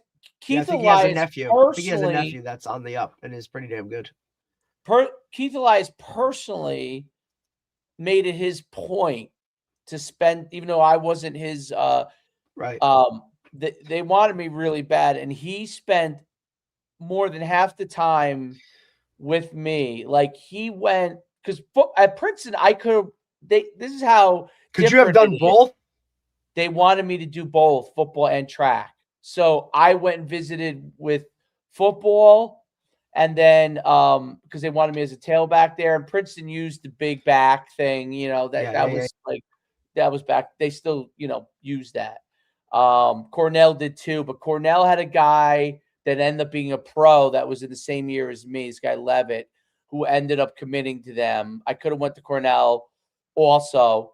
But Harvard guy came in anyway. Long and short of it was, the Harvard guy came in and said, "We want to know, will you come to Harvard?" And I was so dumb. I was just like, I don't know if I can answer that right now, right? So, they're like, "Well, we have to know before we leave here. We'll talk to you, go through everything, but we have to know, do you want to go to Harvard?" And the end of the conversation, they asked me the same question again, and I was like, I all these schools are coming and talk to me. I don't really know. I can't say that I know that I want to go to Harvard because I haven't visited yet. Like, I don't know. Dude, they put so much pressure on me. And I was just like, I can't give you an answer. They walked out, and I'm telling you, they never talked to me again. So They weren't bullshitting. What's that? I said they weren't bullshitting. They weren't bullshitting. But every other Ivy League outside of Harvard would have done, like Yale, who was bending over backwards. I mean, they were willing to do anything. Princeton was the one I really liked. So yeah, Princeton was the one. My cousin, I still have never been there. Can you believe that? Yeah, I had a cousin that went to Yale, just as a student, and I had two cousins that went to Cornell. So I already had been to those places, so I already knew what they were like because I visited my cousins. So I knew what they were like already. So I knew that Princeton, and I'd been to Princeton a million times because of track, because we would run at the state championship. Penn relays, shit like that. Yeah, state relays. So I knew I liked Princeton. Like, I knew I liked it. But Keith Elias, I would say, great guy, dude. He did his best to introduce me to as many girls as humanly possible. I'll tell you what, Dave, like it was kind of the same thing for my visit when I went and visited Monmouth. Miles Austin was there, and he wasn't my host, but they wanted me to go play receiver, and he obviously was a receiver, and he wasn't my host. Derek Bischoff, who was a twin from Roxbury, the brothers were playing, the Bischoff brothers, really good athletes. They both twins played at Monmouth, and we're kind of like the same mold as me, you know what I mean? Like shorter white guys, athletes, that whole kind of thing. They hosted me, but I'll tell you what, dude, like Miles was around a lot later than he should have been and hanging out with me a lot more than he was, just to kind of sell it. And, there was a kid from Butler who had played at Butler, went JUCO, and then had gotten to Monmouth, right? And that was one kid from Butler that was on Monmouth's roster. And then there was another kid who I had played with that was on Monmouth's roster. That was the safety there and whatnot, who played running back for us at Butler, Pete Gallus. Like, those guys who had, knew me and were from the town, they spent a lot of time with me to kind of like, hey, you should come here. This is the spot. You knew it was a conversation that coach had with some of these guys. Like, hey man, like, we really want Derek. Like, we got to press him, I think the host is important because I loved it. It's not that I loved hosting, dude. It was a game to me. It wasn't that Younger Serace did anything wrong. I was from a completely different environment growing up than some of the other guys who I met. Like, I was more like Keith Elias, actually, even though he was from Lacey. I was more like kind of his personality. But, like, it was a mismatch hosting wise. Honestly, I knew a kid that went to Princeton who was from Bergen County. Okay. And he was cool. Right. He was like, I can't remember if he was he was like a linebacker, maybe, I think.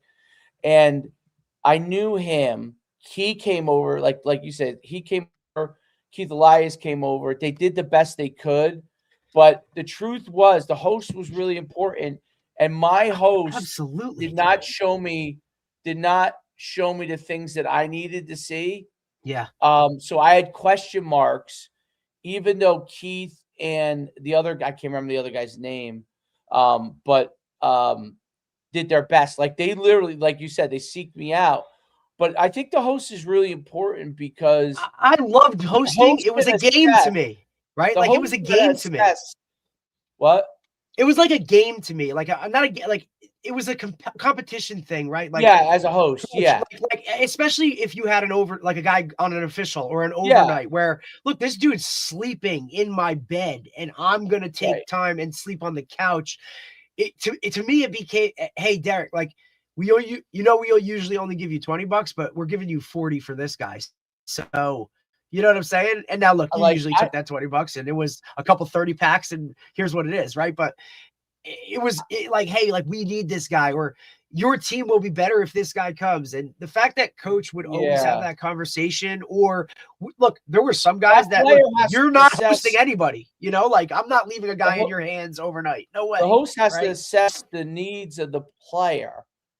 Right. I think, because not like, obviously you're not really getting paid for it. You're really doing that out of your kindness of your heart, but you're doing it because it's part of being on the freaking team. You know what I'm saying? Like, team, right? But the they fact gotta that coach said, because they got to assess it because the player will tell you like what they want to get out of it. And they will ask you different questions or act a certain way with you. That's very different when they're with the coaches, or even when they're around their parents at the beginning of that visit, like once you get them away and now it's just us chopping it up, right? Like those conversations change. You know what else my host made a mistake on?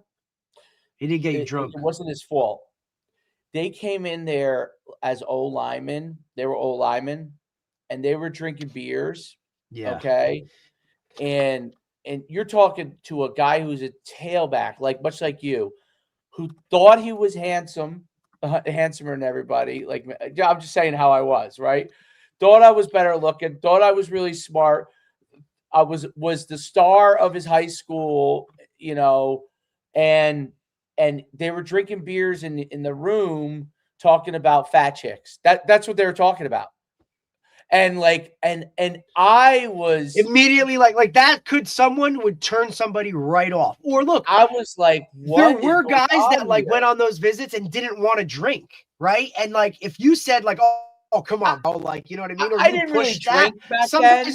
But you know what I mean? Like some guys, that's a huge turnoff for some guys, or to just make guys that, they're high school guys, they don't drink. So you now force them to, and make them that uncomfortable. Like, dude, immediate done. See ya. Bye. I'm not going here. These guys suck. This is all they do. It wasn't that they weren't cool. They were nice guys. But like, I was just like, you're like, what the fuck are we talking about? Like, I'm like, where is the star athletes on this team? Like, right. Like, this is what you guys do. That's like, I think Keith, I think, and I'm going back and I can barely remember some of this stuff. But I do remember this. Like, I was at a party, and Elias saw me. We were in a basement, like the dirtiest basement I could ever remember in my life. So we were partying at. So he comes over to me, and he goes, "Are you having a good time?" And I'm like, you're like, wow, does it really show that much that I'm not? he's like, why don't you come with me for a while? Get you away from these clowns. Come with me. Like, I'll do the best I can. He must have been hosting somebody else. He's probably like, I'll do the best I can. I listen. I have nothing but great things to say about him. Like, he was, to me, like, I knew who he was because he was a great player in high school too. And one of those where you go back the next morning, and when the coach asks you, "Hey, how was it?" You're like, "Well, Keith was great." He knew. Yeah. So I did. Yeah. So I said, like, he kind of knew. He knew because you know who was the running back coach back then? So who Di Gregorio was the running back coach. Oh, so Di Gregorio was the guy that was wanted me bad, and Digger was like, that's how I always was good friends. Not friends where I hung out, but like me and Digger goes way back. Like he was always. That was what, by the way, he lost me, which hurt him, by the way, as a coach. But because the guy they ended up getting wasn't as good. But so anyway, so he goes, he said to me, like Digger was talking to me. He's like, I said, well, Keith came in, Doug. He's like, well, I'm gonna have Keith go with you because you got to go meet with the track coaches. I'm gonna have Keith stop over. Keith ran track his first year at, I guess he ran track his first year at Princeton, but then he ended up just playing football, obviously. But yeah, I mean, did both or whatever. But anyways, it was interesting because that does make a difference. And I was conscious of that when I was at UConn. I was undefeated. I never had a kid not go and I did have kids that didn't drink too. So I had kids that partied their ass off. I landed those guys. I had kids that absolutely, like, literally was like, where are girls? Blah, blah, blah. Like, I don't drink. I don't do anything, blah, blah, blah. And I would do the best to figure that out for them. But that was always the biggest thing I took with me. It was like, man, the host does make a difference, and he can deliver the player or not. Now, today it's different because money's such a big deal at the higher levels. And I think that kids are much more aware, like when you come in, like, oh yeah, where they know where this guy's at, where they go out, right? Where you can go out and stuff. But we didn't know. Like, I visiting UConn. UConn, I almost had a bad visit. The guy who hosted me was a fantastic human being. Dave, I didn't even go on an overnight to Sacred Heart. Yeah, I don't know how you went there without doing that. I don't know how you did that. Dave, I've told you this numerous times. I walked on campus, didn't even sit down with coaches, didn't do a damn thing. I drove onto campus and was like, dude, this is where I'm going. This is it. I don't know how you did that. And it was my last visit, right? And it wasn't because I was like fed up or over it. And like, I don't know, dude. I just felt something. And I was like, dude, this is amazing. I wonder if you were. I was an analytical person, like analytical meaning not like I'm actually I'm always been analytical, but much less now. Like, more when I was a kid, dude, I was just stoked. I'm like, this just feels right, you know. It's smaller, you're definitely different. Like, the only thing that's what brought me to UConn was ultimately that I liked the guys, but which is cool. But I almost didn't go there because my host, who was a great guy and took care of me when I came to UConn, like, was a good person. Like, I wanted to go out and meet the guy. I knew a lot of people on UConn's team from Jersey. Right. I knew a lot. Just like I knew a lot in UMass. See, I didn't know anyone on Sacred Heart or anything. So, I knew that a Butler guy had gone there. They had won a mid-major national championship. I knew a lot. Tom DeSarno went there. I knew him. He played against me in high school from Pompton Lakes. But there was other guys. Is that a relation to Jim DeSarno? Yeah, it's his brother. Yeah, Jim's the man. Used to be the head coach at Kinnelon and then Westfield. Dude, real good. I have a real good relationship with Coach DeSarno. Jim, like, growing up. His brother, awesome dude. His brother was parade All-American punter, first team. Okay, shit. but was great, but wanted to be a quarterback. That's why he went to UConn. But he was Pompton Lakes. I think they won a state. Pompton Lakes has just as many state championships as Butler. Tom DeSarno in high school. The problem was he's only 5'11". Pompton Lakes was always in that. What was that league that you guys were in Saddlebrook? The BPSL. Yes. That BPSL, Bergen Public. No, Bergen Passaic Scholastic League. Bergen Passaic Scholastic League. That's it. Lodi. Yes. Only because I not only coached it and I played it. But Tom was a great athlete. Tom was a great athlete. He just was a little. He had a good time at UConn. But anyway, so this woman, the guy's girlfriend, took me out. That's how, and she was smoking hot, and she took me out. And thank God for her, because otherwise you would have had a terrible visit. She knew where to party, dude. She's like, we're going here. Listen, it was you know the name. I went to Pace, right? And the head coach there at the time, they must have had some type of issue or whatever when they would bring guys on over the weekend, right? They would bring guys on visits over the weekend. So they started doing their overnights like Wednesdays into Thursdays, right? Like, we all know what's a Wednesday night in college, right? It's your off night, basically, after your wild Tuesday, gear up for your Thursday, right? But what my host, who was from Pompton Lakes, which is kind of funny, he's like, look, man, we're going to our quarterback's room, and then we're going to go out from there. Who was the quarterback? Timmerman. Oh, Mike Timmerman.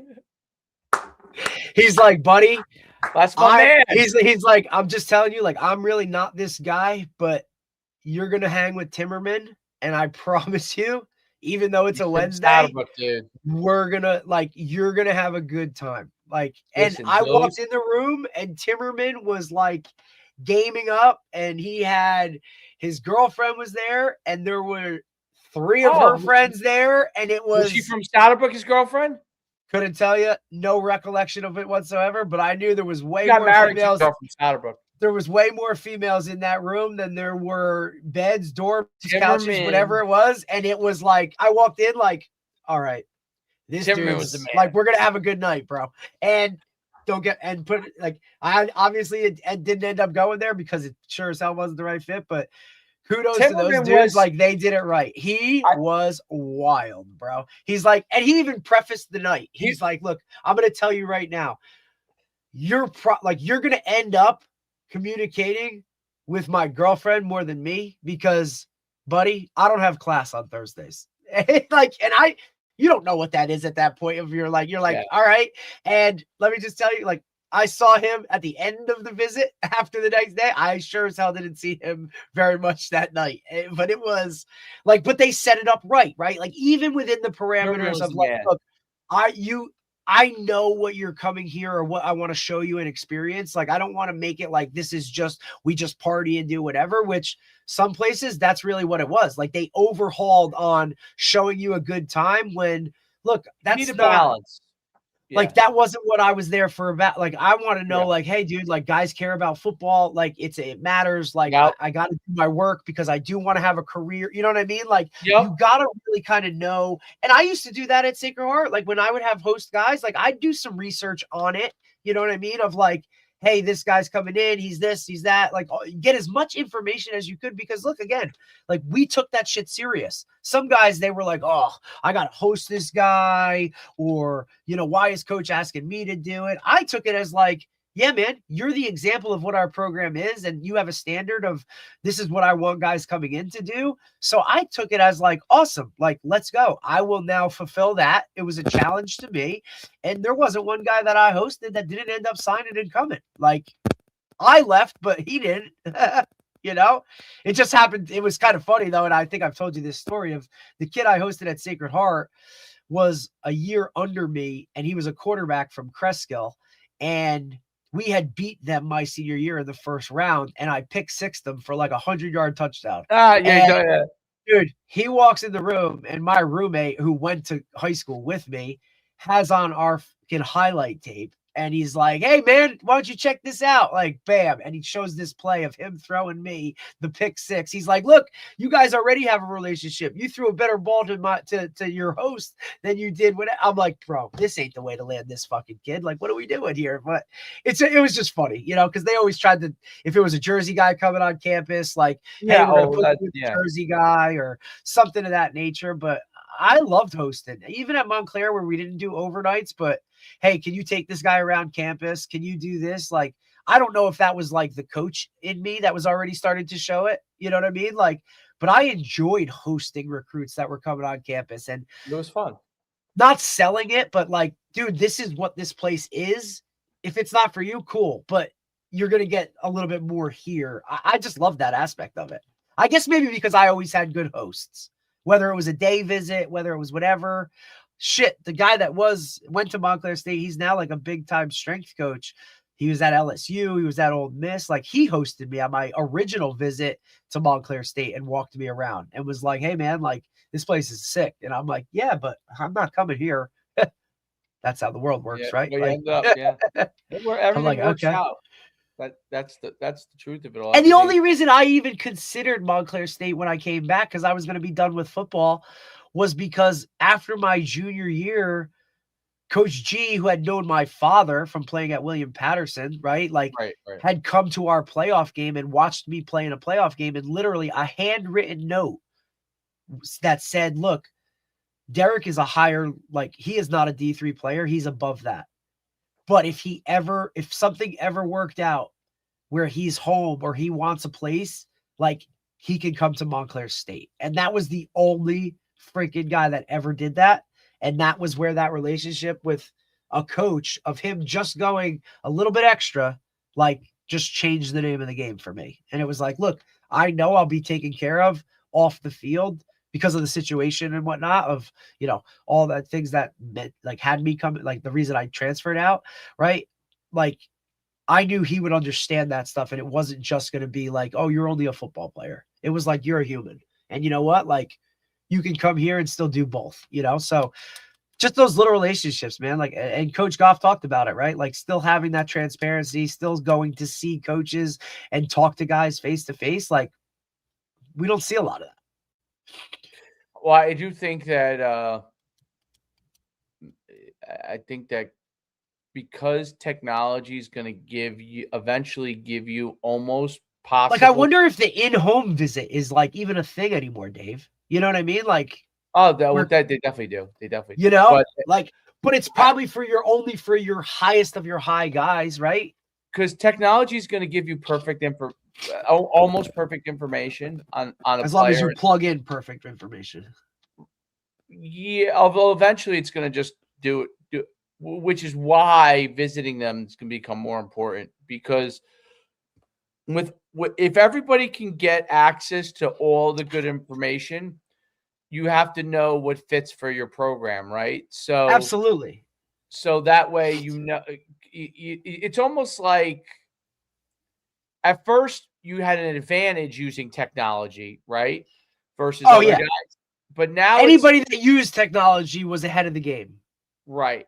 And then it got to a point where that kind of evened out. There's going to get a point where guys using like AI will get an advantage again for a brief time, a couple of years, until everybody catches up. And then everybody will get back to, and when they get back with AI, when people get towards perfect, now it'll really be almost perfect information or better, really, really much better information. And then the people that take that and run with it and do something else will be ahead of the game. How do you build the right pieces for your roster? You know, like how did Signetti have a really good understanding that a player at Cal who was good but wasn't unbelievable, right, could come here and do what he did? Right. How did he understand that? He's not going to tell us. He tells the staff, I'm sure. He'll tell us when he's fucking retired. Well, we see it obviously on TV when you see the interviews of him. But yeah, he's a great interview. What? He's a great interview. Oh yeah, dude. You know, Cristobal too. I think Cristobal's awesome at that shit. Have you seen his Menendez? Holy shit, buddy. You're getting into your political shit now. No, but the Menendez brothers were the guys that killed. But you've been watching too many Netflix documentaries, buddy. Oh my god. So the Fernando brothers that killed their parents, right?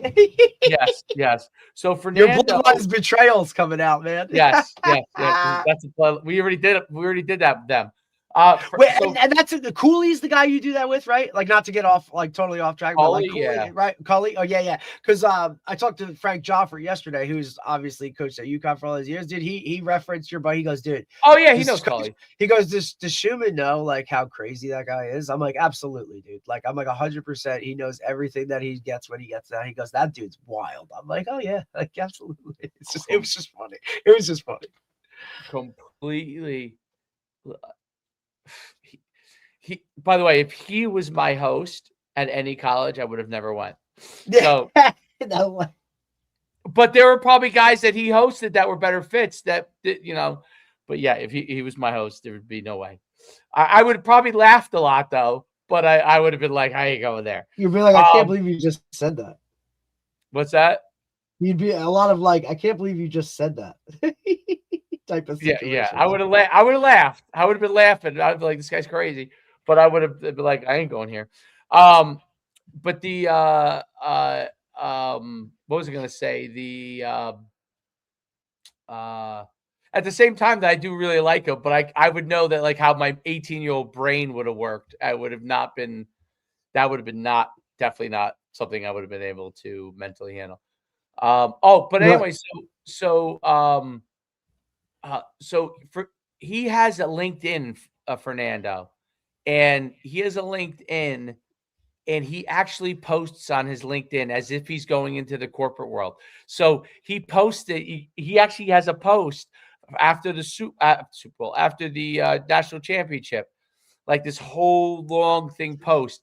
He's like a LinkedIn. He like how you see all the kids that are going like getting ready to come out of college and they post all this. He posts as if he isn't going to be the first like he's not going to be the first pick in the NFL draft. I want to say so. Like Ricky he's going to get a Williams. job in finance. Ricky Williams was just on a podcast, right? And he tells the story. And he's like, "Look, I don't saw want to that. out." He's like, "I don't want to out this kid." Did you see it? And he was like, "I don't Yeah. want to out this kid." He goes, "But we're at the Heisman banquet, and he asks me about girls. Like, Yes. how did you handle girls?" And he's like my man's been so super focused on football, like he don't even know how to handle female situations. Whereas, Carson Beck's over here, like, screwing over a Cavender twin and then just one upping with an OnlyFans, like girl, like he don't like talk about navigating two total. I would have loved Johnny Manziel to be standing there too and been like, well, let's have this conversation, buddy. Like, like what the. Yeah, that's And then Tebow on the other shoulder. Like, let's talk about that this. was the first part of it because he was talking to Tebow because Tebow's like one of his mentors, and Tebow's like kind of like try to like navigate him through it, and Right. Ricky Williams was like, I could have never done that. Like that was one thing I was. Yeah, Ricky Williams was like, look, man, I went to college and played football for the girls. Like he's like, that's why I did it. Like, like I use that to every bit of advantage. I thought it was so funny because meanwhile, you have these guys that are like just trying to freaking figure it all out, like asking these high level, like, these questions because they've been so hyper focused on ball that they don't even know how to communicate with a female. And then on the other hand, you got these guys that are literally running the streets like, hey, what can we do today? Like, yeah, crazy, bro. It's amazing. I mean, like if I were to say if there's a football player that I'm sure, although he's made enough money that he doesn't probably have to, but that I'm sure would be successful post football, it would be him. Look, I love it. I would bet everything I own that he would be. Well, it's in comparison to like I look at like when we talked to my former player Liam Anderson, who graduated from Holy Cross and used COVID to like get his MBA year, like all that stuff. Like, coach, like I didn't think the NFL was ever going to be an option, but now I'm 3 years in. Like, yes, it's only practice squad stuff or whatever, but look, like I have my degree from Holy Cross, so I still approach it like I'm not in the NFL and, look for jobs or interview for that stuff. Like I have that set up the same way like I am a normal person, I mean, not that every normal person has their MBA from Holy Cross and can, go into whatever world he wants and you know what I mean, and make really good money not playing the sport that he loves, but he's still approaching it that way. You know what I'm saying? Like right. Where the job world, finance or whatever he's doing, is still a big part of it because he knows that like, the NFL could be taken away as fast as I have it. Like it could. Is he still in the NFL? Yeah, he got released by the Colts earlier in the season and then signed by Cincinnati. So I had talked to him and that was kind of like mid-season-ish, but I haven't talked to him since. Look, I know mid-season before Cincinnati signed him, he worked out for the Giants and that didn't come to fruition, right? But so I don't know where he's at now. I obviously will touch base with him moving forward to see where he's at, but he's three. It's really hard. Like, and with the last time I talked to him, he was kind of in that world of like, look, I know I can play in the NFL. It's not now. It's not. I'm at the point now after being with the Colts on the practice squad for 2 years of like, I belong here. This isn't like a, oh my God, I'm in the NFL type of thing. Like I can work as hard and do the things that these guys do. It's just, I need my opportunity and my shot, and everything so many things have to align, I think, for a player like that to make it, like opportunities or just like a willingness to like let this guy be on the roster, or you know what I mean, like make those transition. I mean, he had gone from practice squad to active player like 7 different times, but then I know signing with another team took him to another level too, of like, look, I can play in the league because other teams want me as well, because he was a little defeated after he had worked out for the Giants, and I think he worked out for like the Eagles, and they both like, it didn't work out. So it was like, am I really an NFL guy? And then to get signed by Cincinnati was like, okay, I am, but that's a really hard world to be in flux, which is why he always is, approaching it like, shit, dude, football could be over tomorrow. I could be out of the NFL and now I got to go find a real job, but I'm still good because I've kept up with that, Right. Like I still understand it. And I don't know if guys do that, it's kind of NFL or bust for most. Yeah. Yeah, probably.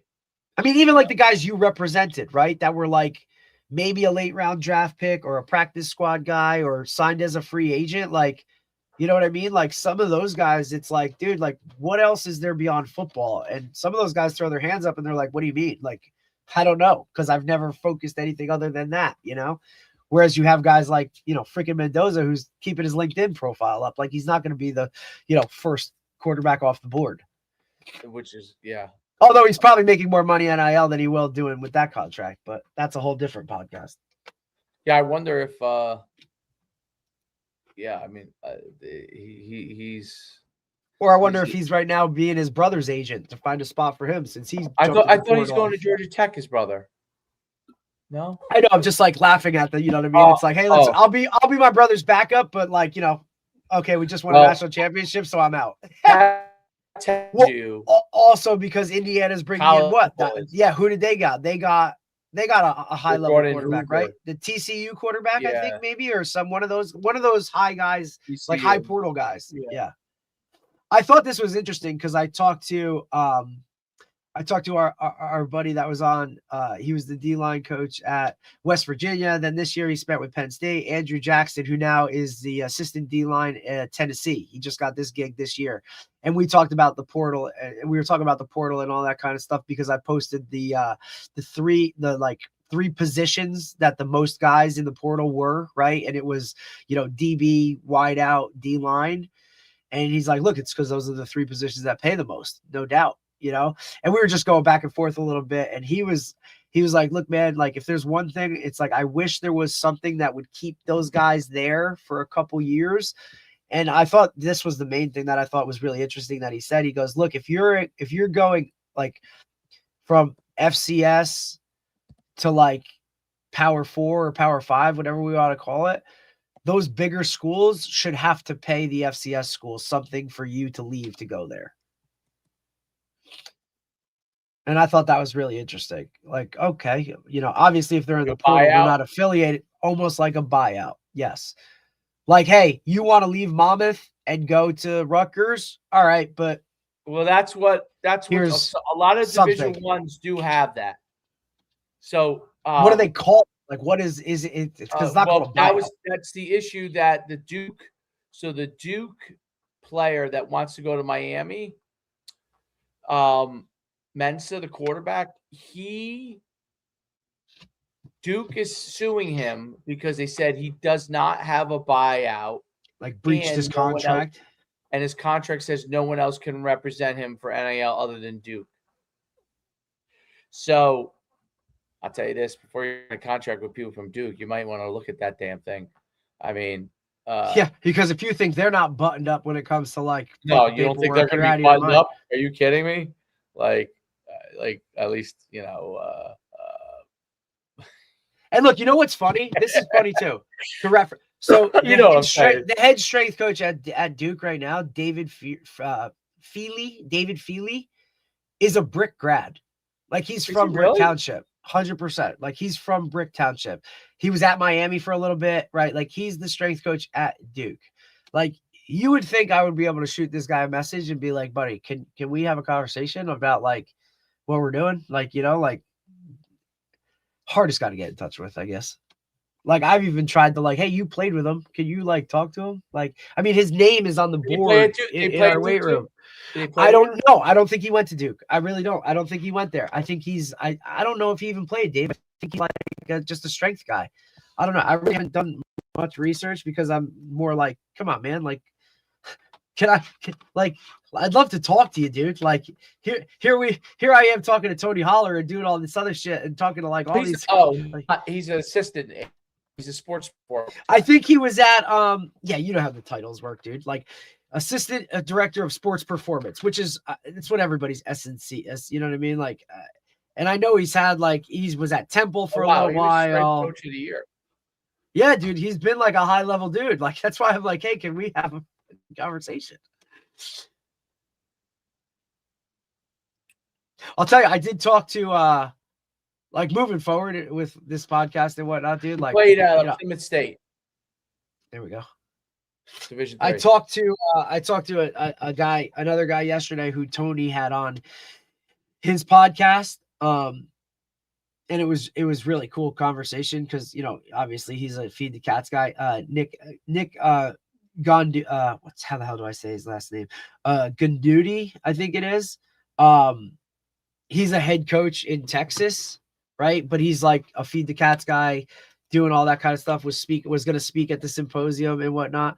So I talked to him yesterday. He'll be on in a couple weeks to kind of get back to that a little bit too, because I never want to venture too far from talking to a guy, a Feed the Cats guy. These guys are. I can tell you someone who was not Feed the Cats guy. The guy we had on today. Dude, how funny is that? 10 cents a 10. I was like, he's definitely not a Feed the Cats guy. Hell no. I mean, shit, we did 10 cents at 2 yesterday from bench. Well, yeah. 10 cents at 10? 10 sets of 2. Why 10 though? That's where we're at right now. No, I know. Yeah, regular bench, but at 60% of your max. 2 explosive reps. 1 1,000, 2 1,000, done. Minute break. Next set. Bam. 3 guys rotate through. All explosion, buddy. That's why I've been pushing for the OVR to like bar, all that kind of. What it's they say? Sell. It's a hard sell. OVR. It's a hard sell. Well, I know. And listen, Tony actually talked about it on his podcast. OVR might be hard for you though, because I'll tell you why OVR. I could connect these.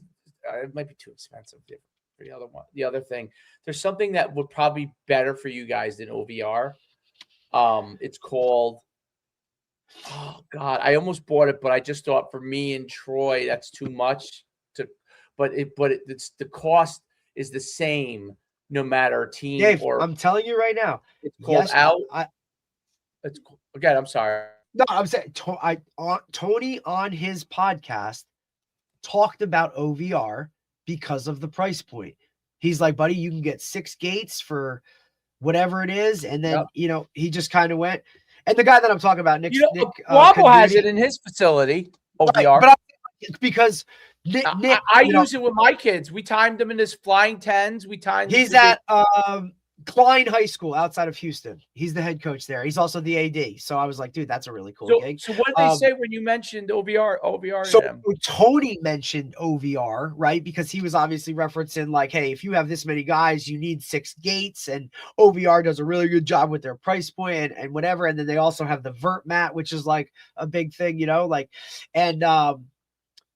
so like just I think that our head coach wants to be in this, but I don't think he's vested in it like our track guy is. You know what I'm saying? Like the gates and the wearables and all that other kind of stuff. Like I don't think he's willing to like put the money into that, right? Because I think he thinks we can like figure all this out like on our own. Whereas look, our guy bought one of the wearables and he's had it on one of his track guys. And like, oh my God, dude, the amount of data and all this stuff that he's been like giving back and whatever. He's like, look, dude, when he comes out of turn 2, the Titan finally came in for me doing all that shit. Like, yeah, but when Tony referenced it, it was because of a price point. And he's like, look, I'm not selling anything. Haven't had a conversation with anybody about any of this shit. He goes, but this looks like this one You're on the not going to market. beat it. You're not going to beat That's what he OVR. said.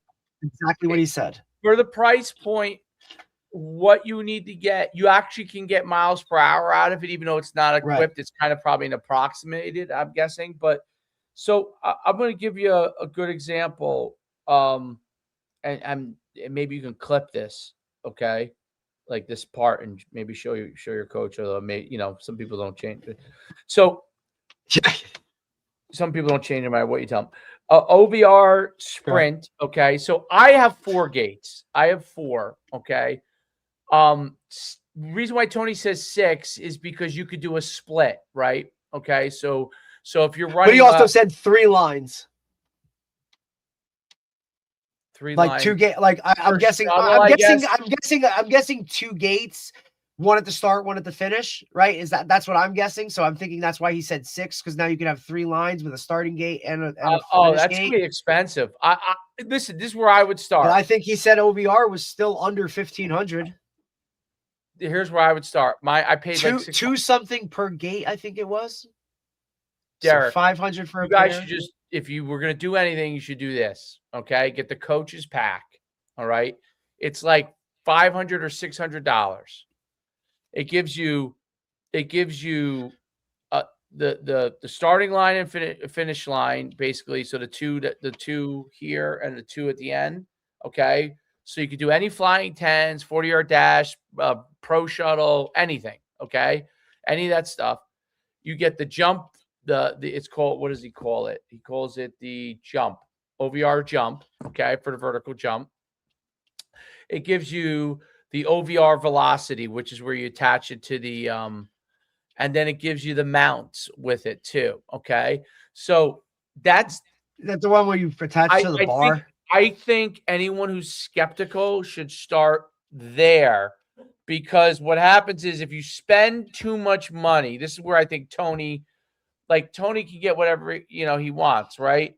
He's thinking, oh, you got a team, this is minimum what you should spend. I think in order to get coaches going, like I would have never spent it if it was just $1,500. Like this reason why I don't get the other stuff that I like is because I don't know if I want to spend $1,800.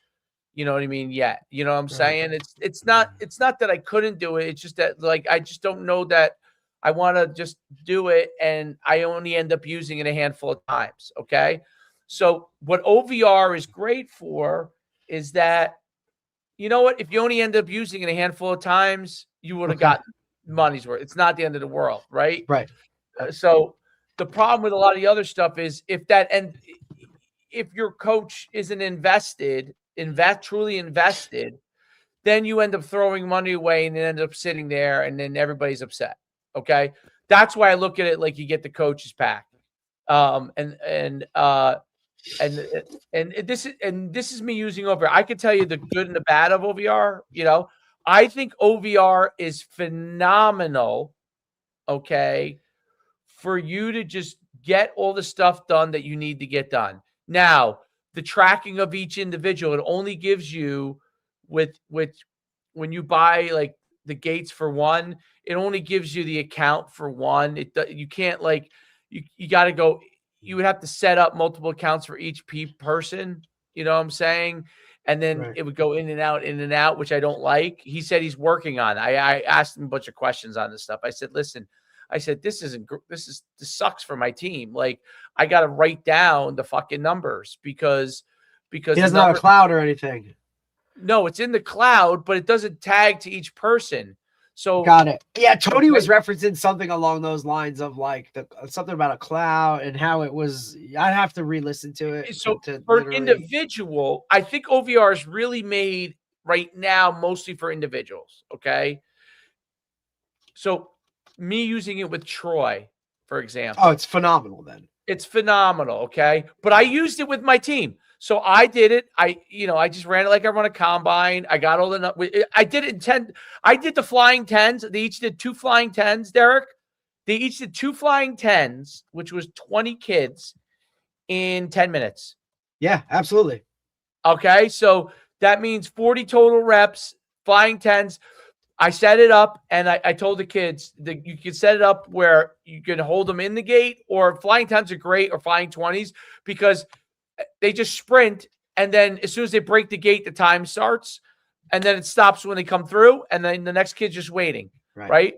And I just flew. If I didn't have to write it down, I would have got through it in probably 5 minutes. Right. And Tony referenced that too. He's like, look, I'm still old school, dude, and I still write I still write shit down. He's like, but if you don't want to do that, like, it'll tag it right for you. It just goes right into the system and saves it.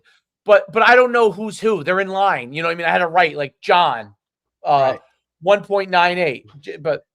But it gave me a great, again, one of the biggest shockers I've had is who's turned out to be actually the fastest.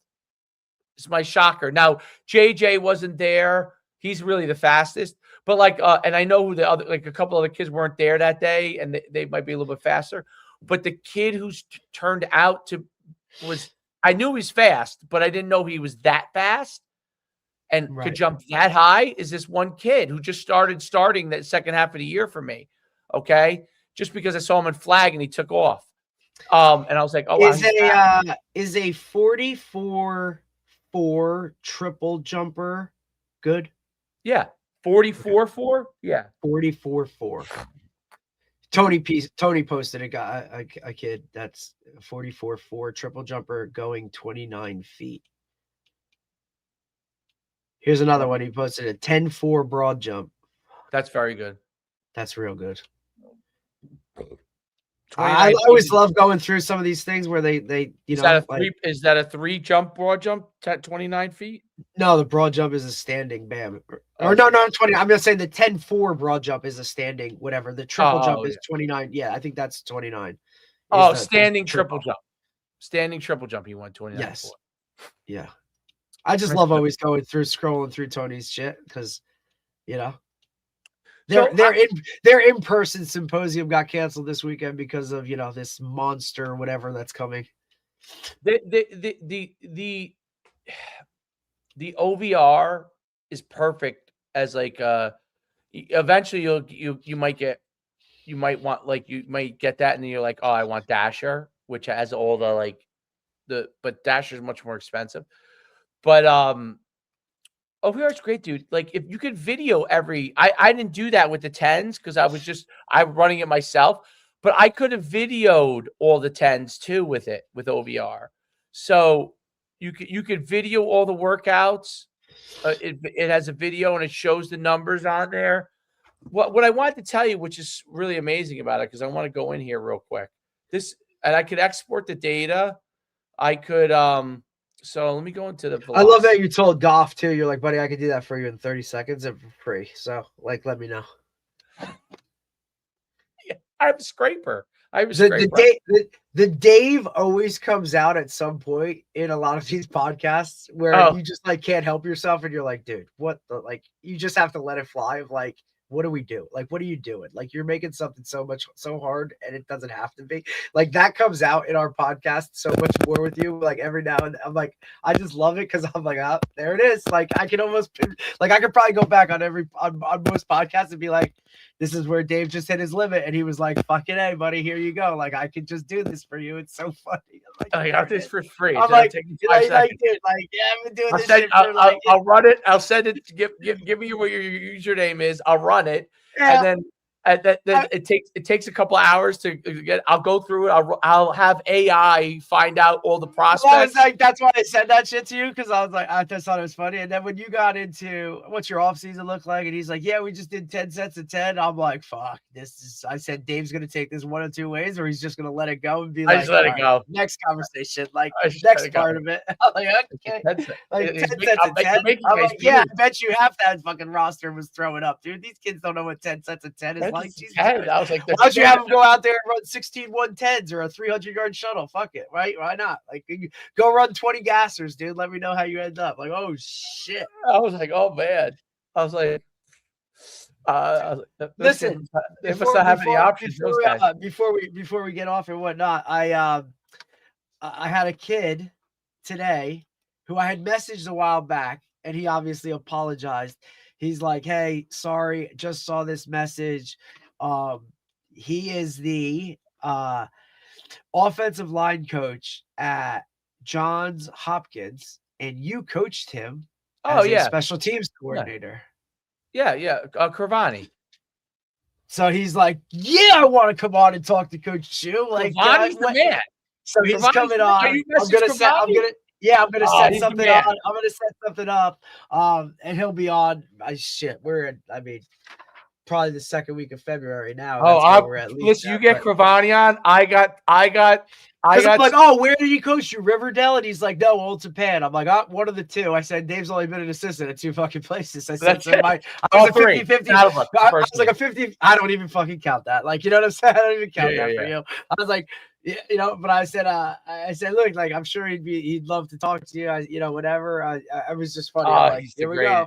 He's like, and he was so apologetic of like, sorry, it got lost in my messages or whatever. Like, I would never blow off Coach Shu. Like, I'm like, he's like, I played for him on special teams. I'm like, oh shit, oh boy. He was our center. He was great.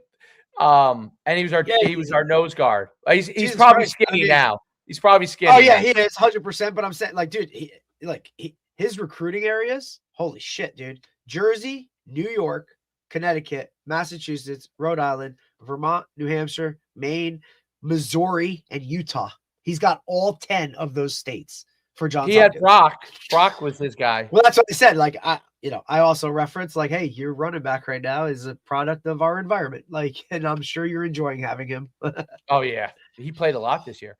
We'll Team GPA 354 at Johns Hopkins.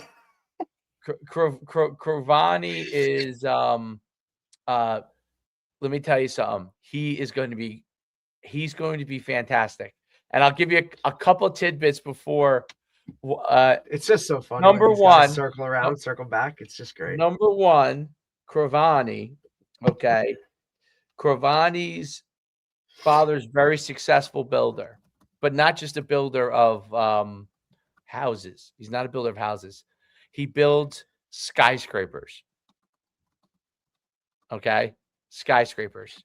Like, as in, like, the Freedom Tower. Okay. And so he's involved in a lot of those. His father was involved. I don't know if he still is. Maybe now his father's retired. I don't know. But he did a lot of buildings back in the day. It's a job you don't really connect. You don't ever have to really retire. You can sit at home and build a lot of Trump's buildings, I think. So, not a bad connect. He builds like, I don't know anyone that builds skyscrapers. That's the only person I've ever heard of in my life that builds skyscrapers. So yeah, like he's and so what we would tell you is that they have a fairly nice house, and I got great stories about listen, what I met there. It's Old Japan, so. Which I actually talked to Dunn yesterday, which was funny because he just, he did all his NJFCA stuff, and they're great people too. He's got 2 kids on the Super 100 team, and he's going to the clinic and shit that whatever. And so I talked to him yesterday, and he's like, "Man, you're doing all this shit, and like for the NJFCA, like whatever. If I can ever help you or do whatever." And I'm like, "Yeah, dude, like it's just done." He's just such a chill dude. What's the AFCA conference? No, the NJFCA, New Jersey Coaches Association clinic that we're doing, that they do every year. Rutgers, they usually do? We used to be at Rutgers. Now they do it at Pines Manor in Edison. It's just a better place where we can get individual rooms and all that kind of stuff. It's on this Friday, February 6th. Oh, okay. Obviously, Shiano's the keynote. But Ryan Carty, head coach of Delaware, he'll be there. He's speaking. Trey Bell's flying back. He'll be in. They try and get a guy for every position and whatnot. So is Trey Bell at Florida State? Where is he at? Trey Bell is Wofford. Oh, so is he there with the guy we had on too? Or maybe I'm getting them confused. No, I'm getting them confused. I'm totally getting them confused. Trey Bell is at. I'm sorry, Trey Bell. Brandon Napoleon's at Wofford. Trey Bell is at Charlotte.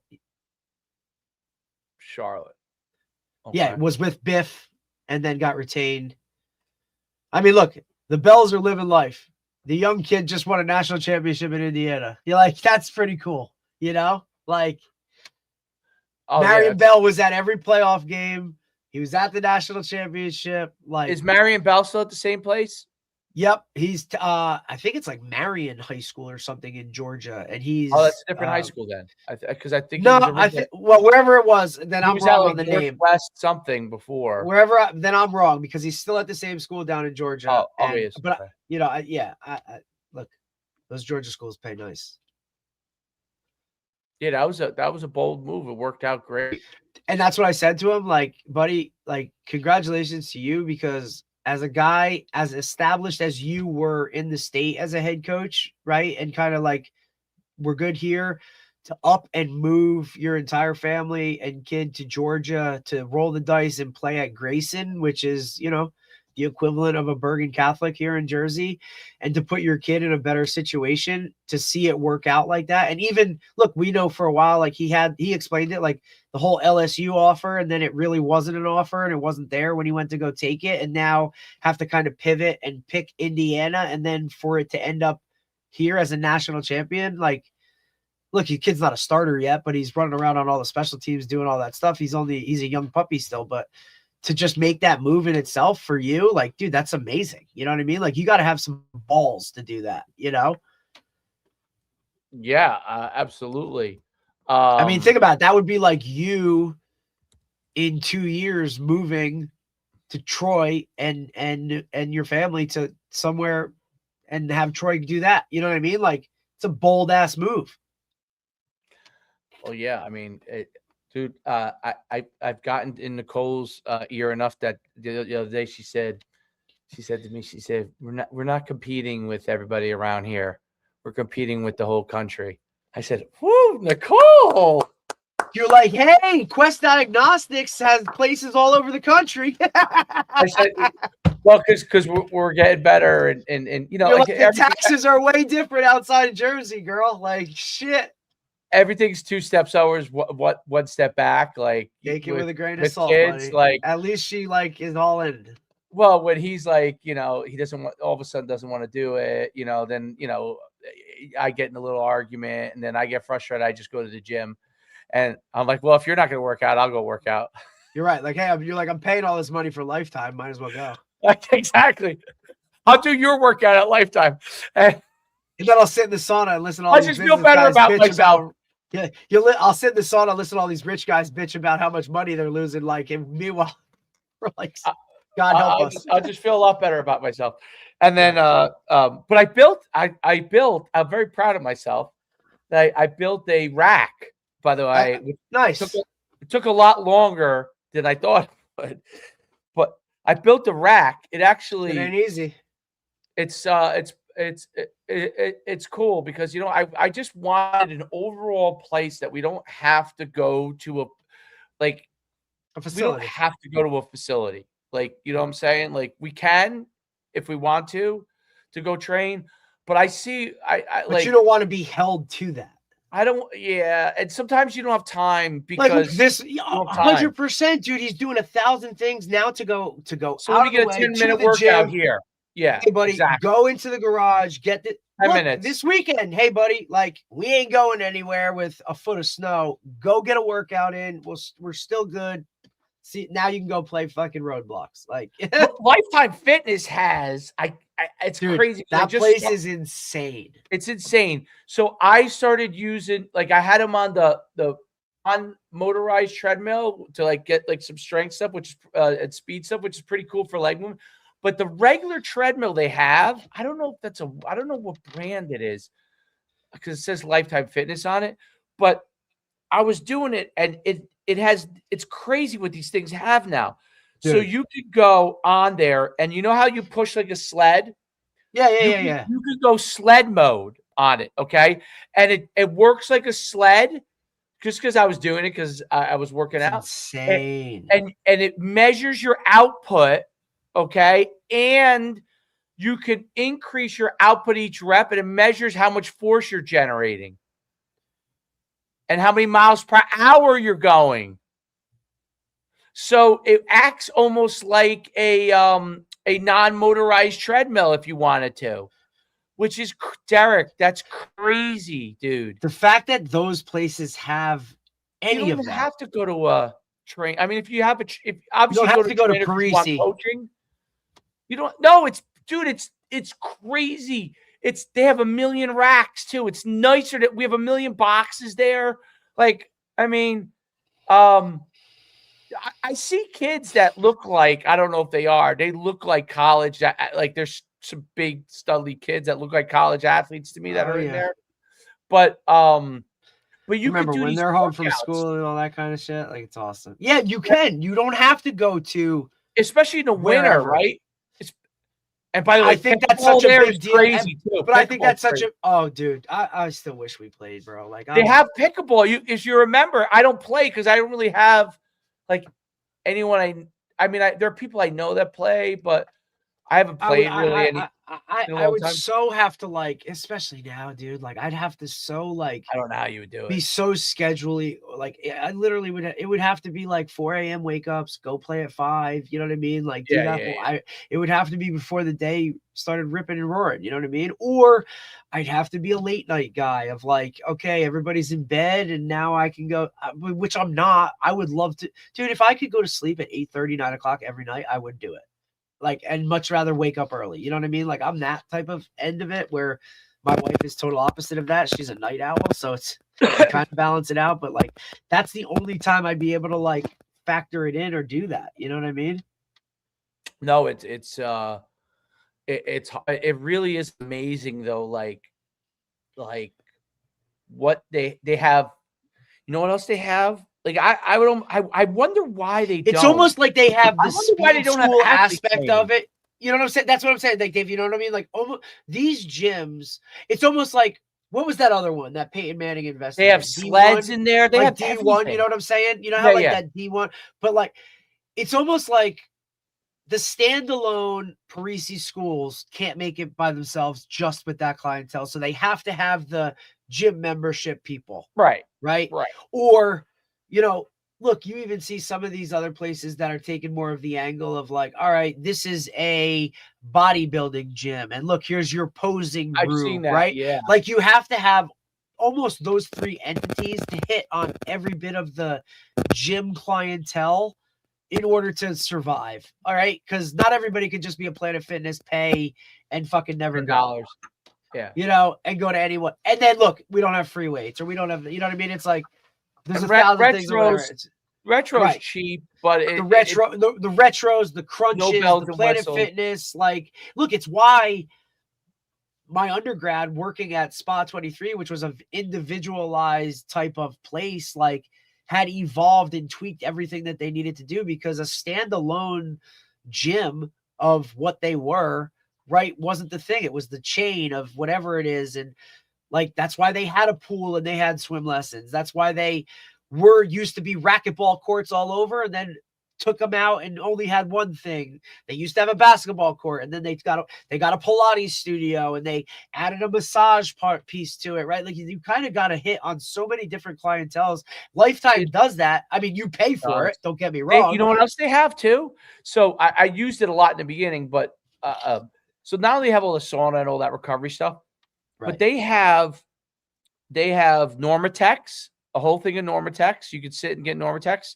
Yep. You have the massage. They have the hot and cold massage, automatic massage, and then they have the force plates. I mean, not the force plates. The vibrating plates where you stand on it for recovery. Yep. So they have all the massage tables. Yeah, they have. They've hit on that aspect of it too. It's crazy, dude. It's crazy what they have. But I've been on the treadmill, and you always just usually do the treadmill. Like, I go in there, I just walk, right? But I was like, I'm curious if it has, because it looks like a Woodway. I'm like, does it have any?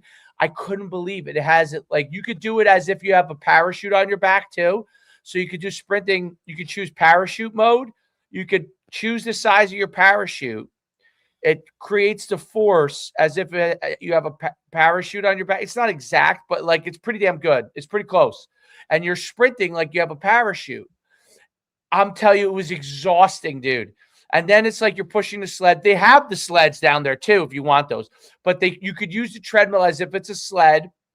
You could use. There's a whole bunch of different modes. It's crazy. You just press a button, or obviously you could use it as a regular treadmill. Obviously, we've seen technology change and all that other kind of stuff now, dude. But that fitness world, like I could only imagine, like think about even you having owned a facility, the things that you would have had to invest in to keep that thing going. Like, hey, we got to put in a You got to juice bar. focus. You like if I opened the facility And because I thought about it.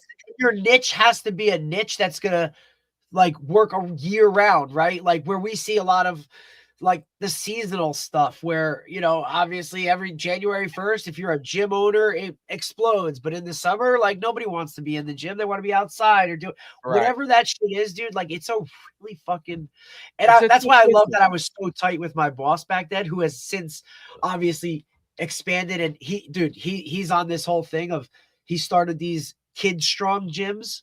They're opening one in Brick. He's finally coming down, buddy. Like youth gym activity type shit. Holy fuck, dude. Like he's up to 12 now. You know what I mean? Jersey, Connecticut, New York. Like he just keeps making these, buddy. The niche. Like, he found that thing, right? Where mommies want to still be in shape, but they also want their kids to kind of get in this whatever. So it's like, you know, gym daycare. Like I would, if I could ever open a gym, and I don't know if, because it would sit idle so long, I don't know if it would work financially. But to me, a pure performance gym, like literally, like really, like almost like what Tony Bonnie does, but you know what I mean? But focus it also intertwined with football. So like maximizing you as a football player, meaning all the speed, explosive elements, things that are important there, but performance from a standpoint of like getting better at your actual like craft. Yeah. So like that, intertwining that to maximize you as a player, that's what I would do. I don't know if it can make it in football, you know, maybe it can, but but that to me would be like, that would be interesting, because I wouldn't, like, I would want to take like, okay, only in a class, like this class has 5 receivers coming in that are high school kids. That's it. That's all I would want. I don't want, it's kind of like what I see the like the guy we just talked to, like Vanucci, what he does, right? Like the LIU receiver academy. Well, he has some big groups too, though. But then he does the, you know what I'm saying? And then look, what did he said? The best part about it, he's like, look, I don't want to do the young kids. I have a guy that does the young kids. Yeah. You know, there's, you know, yeah, like we talked to do that. Yeah, we talked a little bit after, and he's like, you know, like, you think we could collab on something and do something? He came to my camps. He was a stud at my camps. Yeah, I mean, remember, Dave, he's like, I told you he asked all that shit. But he's like, he's like, you think like, he's like, I could probably get a lot of kids to go and do something that Dave does, and we could work something where it's, you know, a collab or the both of us or, you know, whatever. I said, buddy, Dave is always open to like hear a pitch or hear a whatever you got. I said, but at the same time, understand, like, he's a business guy. He'll tell you whether like, nah, we're not fucking doing that. You know what I mean? Or like, nah, I've done that. I said, the best thing about Dave is I would need to be teamed with the younger guy now to do like more of those, like not the 7-on-7, what we do now, we do really well. But like any of these kind of like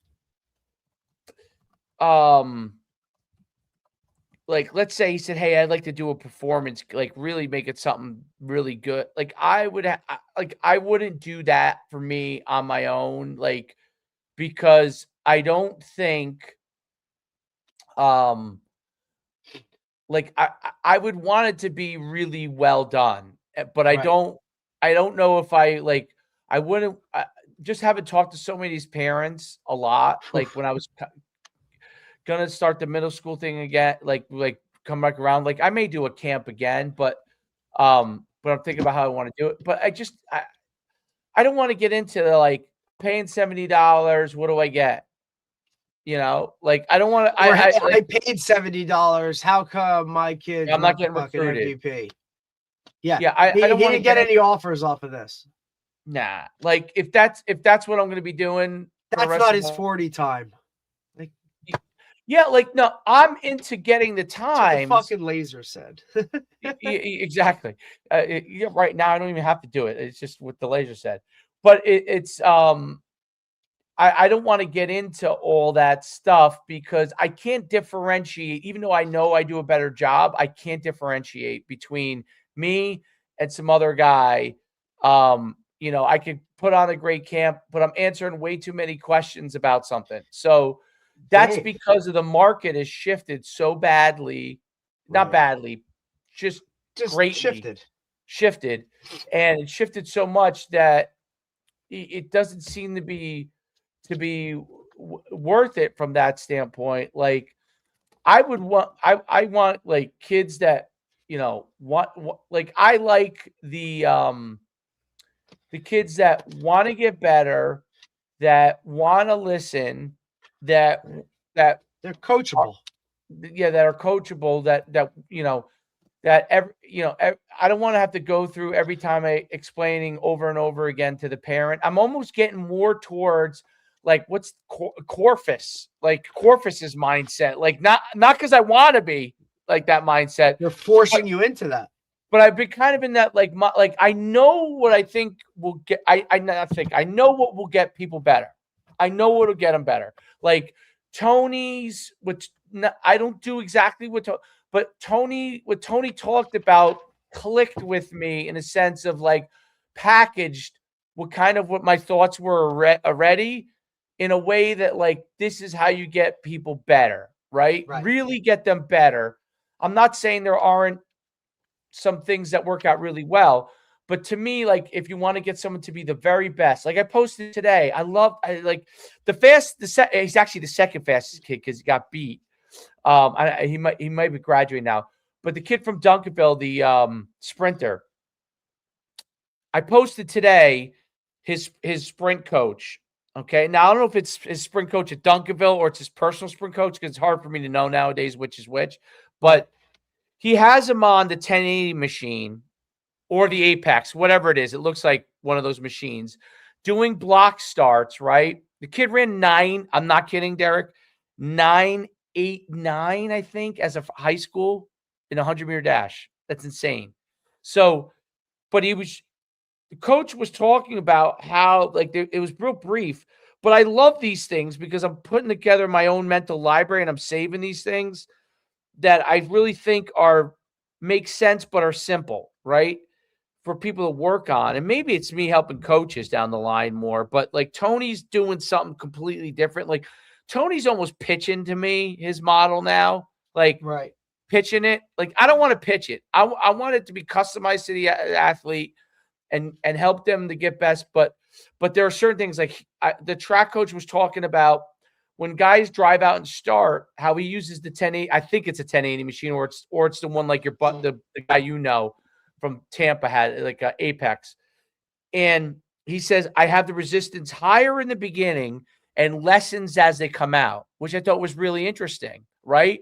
So he wants the force and the drive in the beginning, which would apply to anything you're doing in football, right? And he lessens it so you gain more and more speed and lessens the tension and you can turn over, right? Which I think is a really interesting thing that only probably the 1080 machine can do. Or a machine like that. But what I find interesting about it is like these guys are so well focused in the performance level area on what is making these guys better, these athletes elite. Like I seen even like the guy Noah Lyles talk about what he does, who's like the 100-meter champ. Right. And I saw that. I saw you posted that. I like it because I think it's really good because it helps you as a football coach, right? Understand what generates force and speed. And if you understand what generates force and speed and then what takes away from that, then you start to realize, okay, these are some of the things that I need to do. And some of it is what Tony's doing. And I think Rank Record Publish is really good. But I'm more into like, how are we getting the best out of each individual kid based around what their body is like? You know what I'm saying? Like their bodies are different. Like some kids can barely generate force in the beginning. How do you get them to generate force? Some kids already generate an incredible amount of turnover. How do you continue to get them to improve over time, right? Mhm. And I think that is kind of the missing piece around here, at least. Like you have like Bobby. What's Bobby's last name? Oh, at Smith. Rips? I think he does probably the best job of everybody with that kind of level stuff of it. But Bobby Smith really doesn't have to promote anymore. He really has a core clientele, and they got the therapy part with them, and they do a great job. Like the host event, he'll bring in people, and he has his system. Parisi has kind of his system. And then I see the other trainers, some of which do things well, some of which I don't know. Like some of it where a lot of people just throw things against the wall, And then hope it's and yeah. And then I see some guys that are just still like burying kids, like that's their philosophy.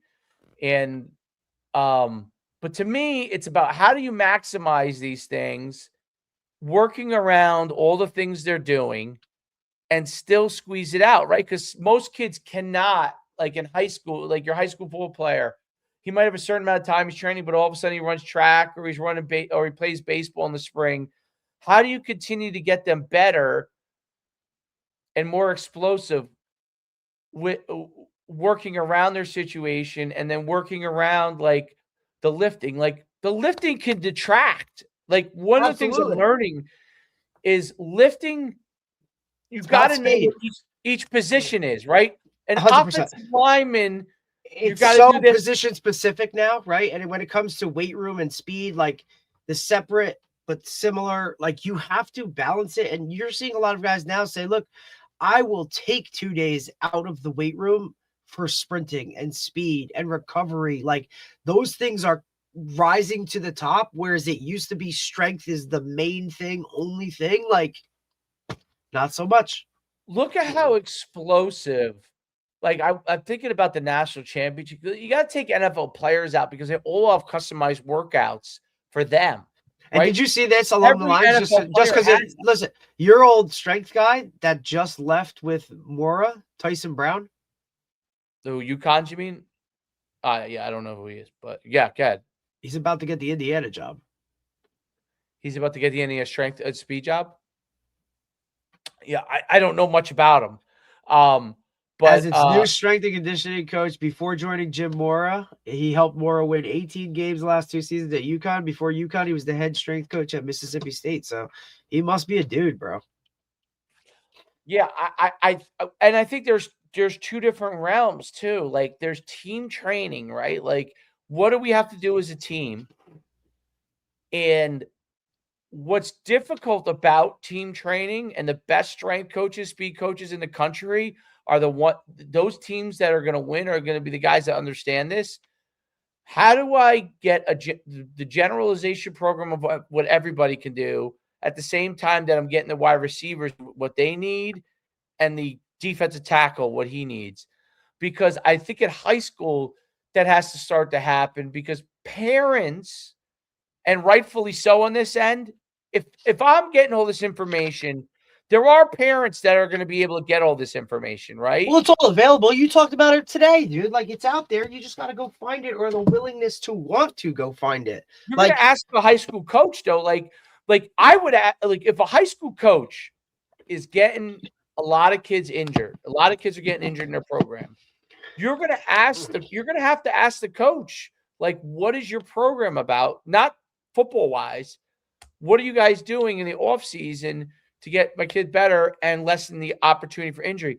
My original co-owner, and by the way, I was old school and gave him a hard time. I was great with speed, but gave him I was really big on like you got to lift and sprint, right? His biggest thing, Brad Vaccaro, and we used to battle about it, but it turns out he was right. He was just way ahead of the curve. He said recovery. it's huge. And injury prevention.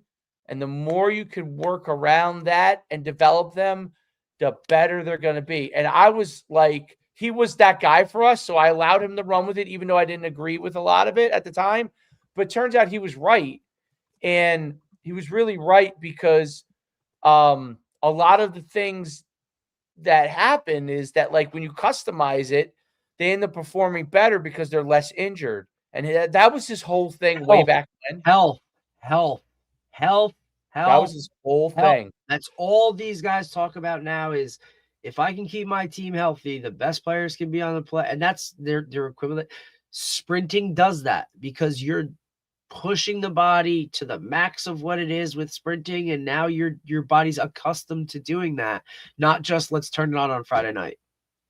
Right. Lifting translates in base stuff. I would say, like, your base, like your foundation, your stuff that's there.